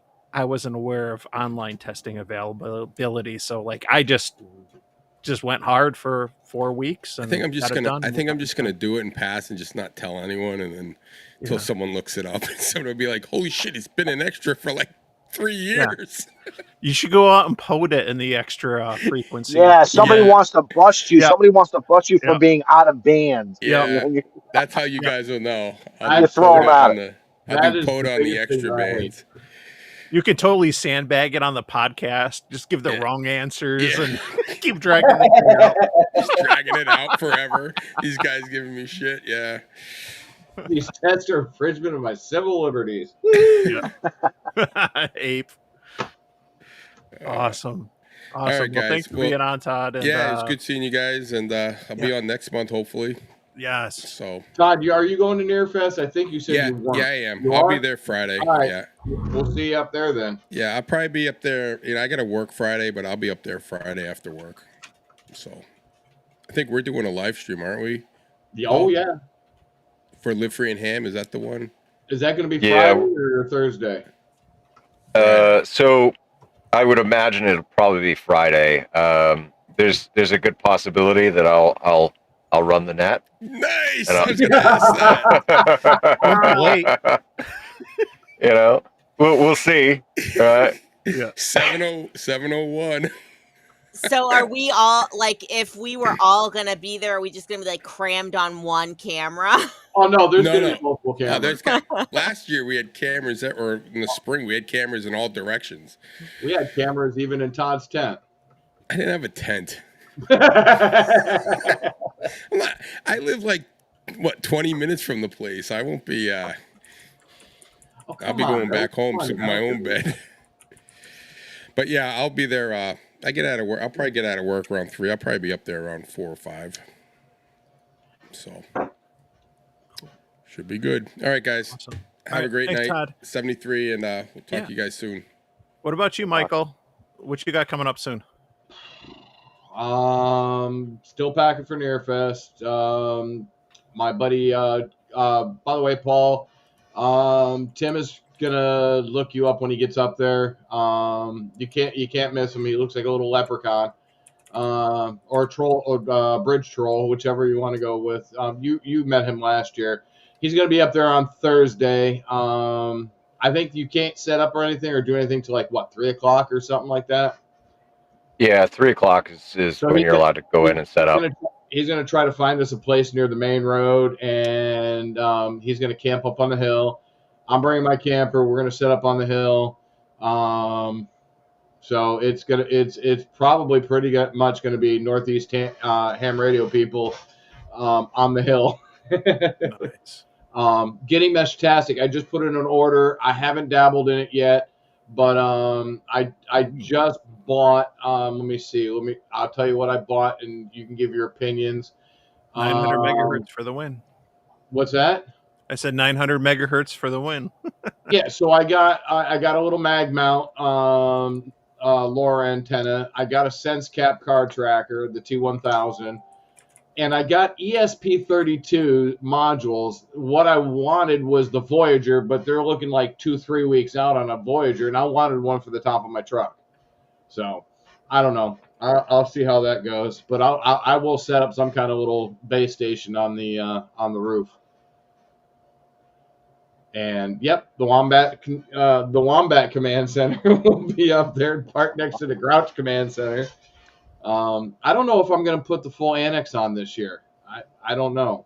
I think I'm just going to put the tarp out and the roof, and that's it. I don't think it's supposed to rain either. I think it's supposed to be a really nice weekend. Fingers crossed. Yeah, no kidding, right? Yeah, and don't jinx it. And I'm not parking in a low spot.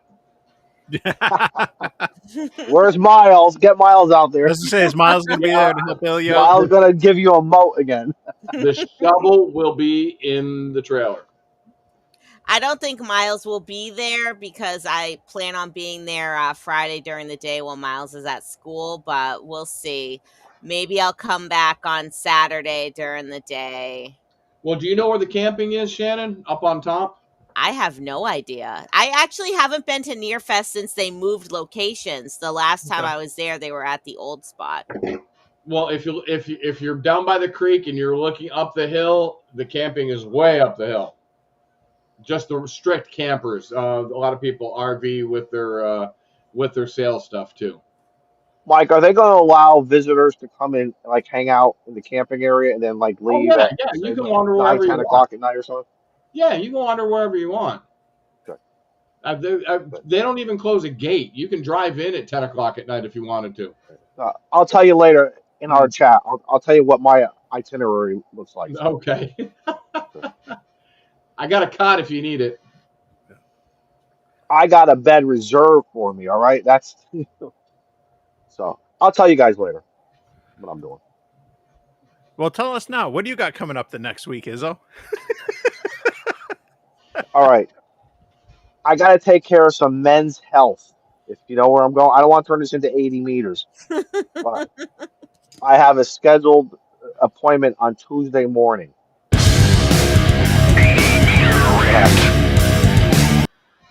What out? Oh, everyone went black. That But thing I'm is off from too work. loud. When I get Turn that down. when I get out of work tomorrow at 4 o'clock, I don't go back to the following Wednesday. Okay. So I got to take care of some men's health. I'm on some serious diet restrictions, and I'm going crazy because I'm reducing what I'm eating and how I'm eating, and I don't like it. And I'm miserable.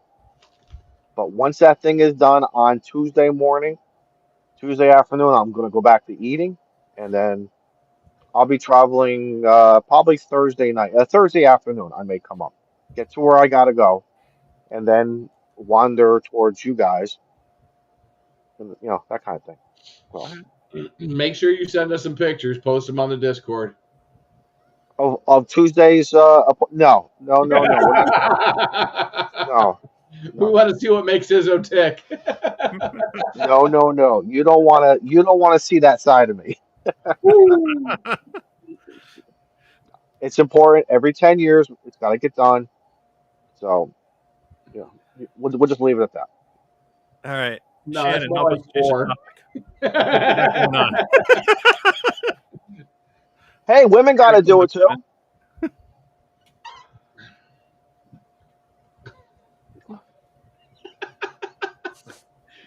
It's the 12-year-olds. Yep. No, Shannon, seriously though, would you got anything coming up in the next week for POTA, Ham Radio? YouTube?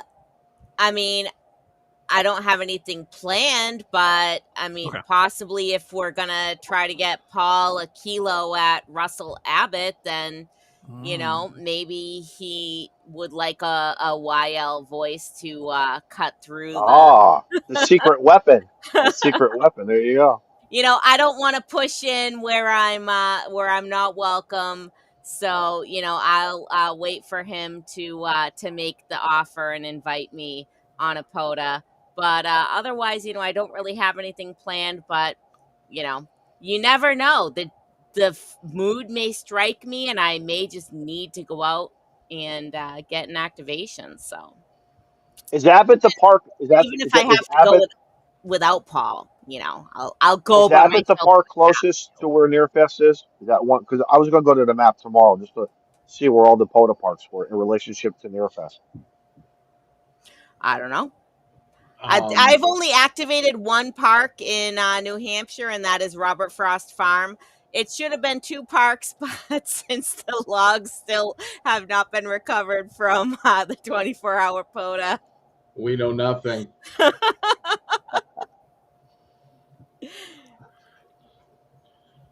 Yeah, I was just about to look and see if those logs got submitted yet. Oh, no. Those logs have still yet to find their way out of the computer. Oh, jeez. It's okay. I don't hold grudges.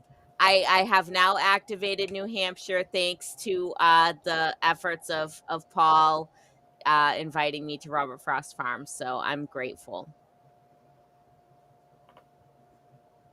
It was a good time. Yeah, I What mean, you got coming up, Paul?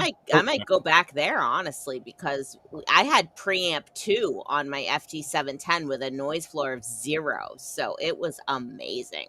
There you go. What you got going on next, Paul? What's the week ahead hold? Well, so kind of like I mentioned at the start, I got a bunch of RV upgrades and things that I need to do this week. I'm going to try and get the inverter finally installed so that I can at least make coffee on battery. I'd like to get over to Russell Abbott, Monday, Tuesday. I looked at my POTA stats today. I think I'm at 755.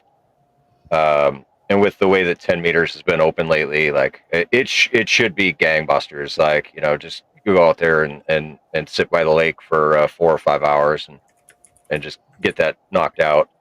I do have a few more videos that I'm working on.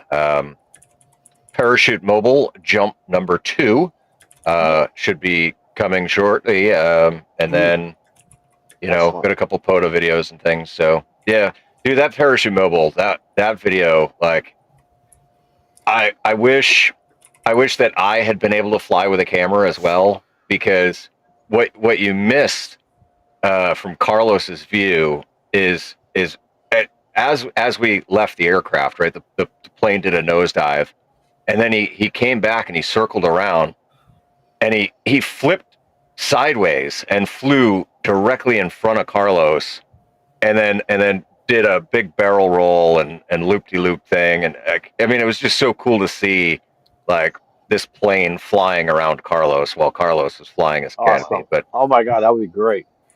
yeah.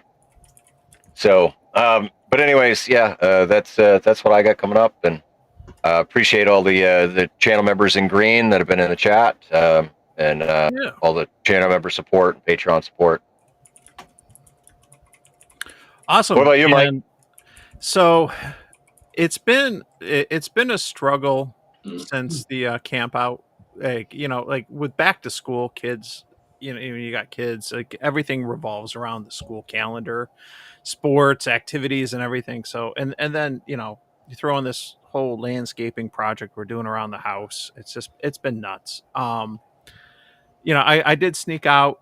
Fortunately, like I'm blessed that my son has football practice in a POTA park. So I did a couple quick, Wow. activations this week and stuff, and he's got basketball tomorrow. And I'm going to try to sneak out while he's at basketball rather than drive home and then drive back to pick him up, and do a POTA for like an hour or so.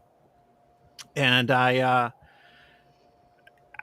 found an antenna recently in my research online that I haven't seen anything like recent about, like anyone using this. And it's a speaker wire antenna, and it's not in Walt's book. So Dude, speaker wire works great.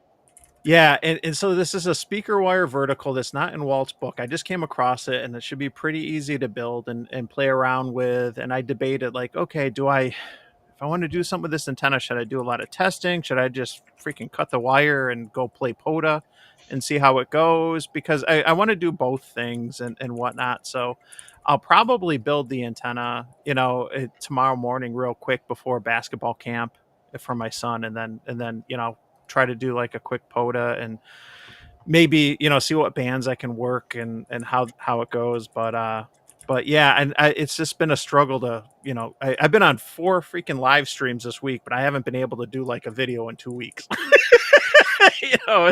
It's just, it is what it is.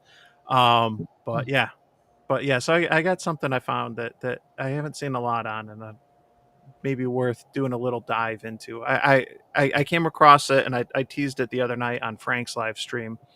I did a video on the skeleton sleeve dipole, that I did for 2 and 6 meters that you can do for any 2 bands. And a lot of people hadn't heard about it, and it was this obscure antenna, but it works. And sometimes it's fun, you find some of these things in old antenna books or, old articles that haven't got a lot of attention recently, and it's like, oh, let's see if that works. Let's have fun. Well, here's the thing: Nothing is to it that, but to try it. Yeah. you Yep. know, it's like almost every antenna has been made at some point, right? It's just they remake it and Yep. they rename it to something different. So, you know, really, is there anything new under the sun? Nope. Probably Really, I not. don't think, yeah. Yeah. So that's what I'm looking forward to. So hopefully I can get that thing cut and get it on the air tomorrow and toy around for a little bit and stuff. But other than that, yeah, maybe after the next week things get back to normal, and I can go make some antenna. I got so many antennas. I you know, especially after Matt give me a couple of Reliance ones at the camp out and some other. I got a whole list of to dos. I think we all do in ham radio. It's yeah. Hey, if anybody Never-ending list. That's by paper cuts. It's if anybody wants some GMRS base station antennas, I'm bringing up 3 or 4 of them with me. So if anybody wants GMRS commercial UHF, I have a bunch of them. I will be bringing with me. I wish I was going now because I have the Baofeng Mini GMRS versions. I got to test out in the next week, do a video on. So I know that Todd was talking about those earlier. The Mini Baofeng UV5Rs. I got the GMRS versions, and they are small. These are power mount antennas, so okay. Cool stuff. All right, I'm gonna hit the button, folks. Wow. You got it? Right. I guess so. You're just maybe. shutting us off like that?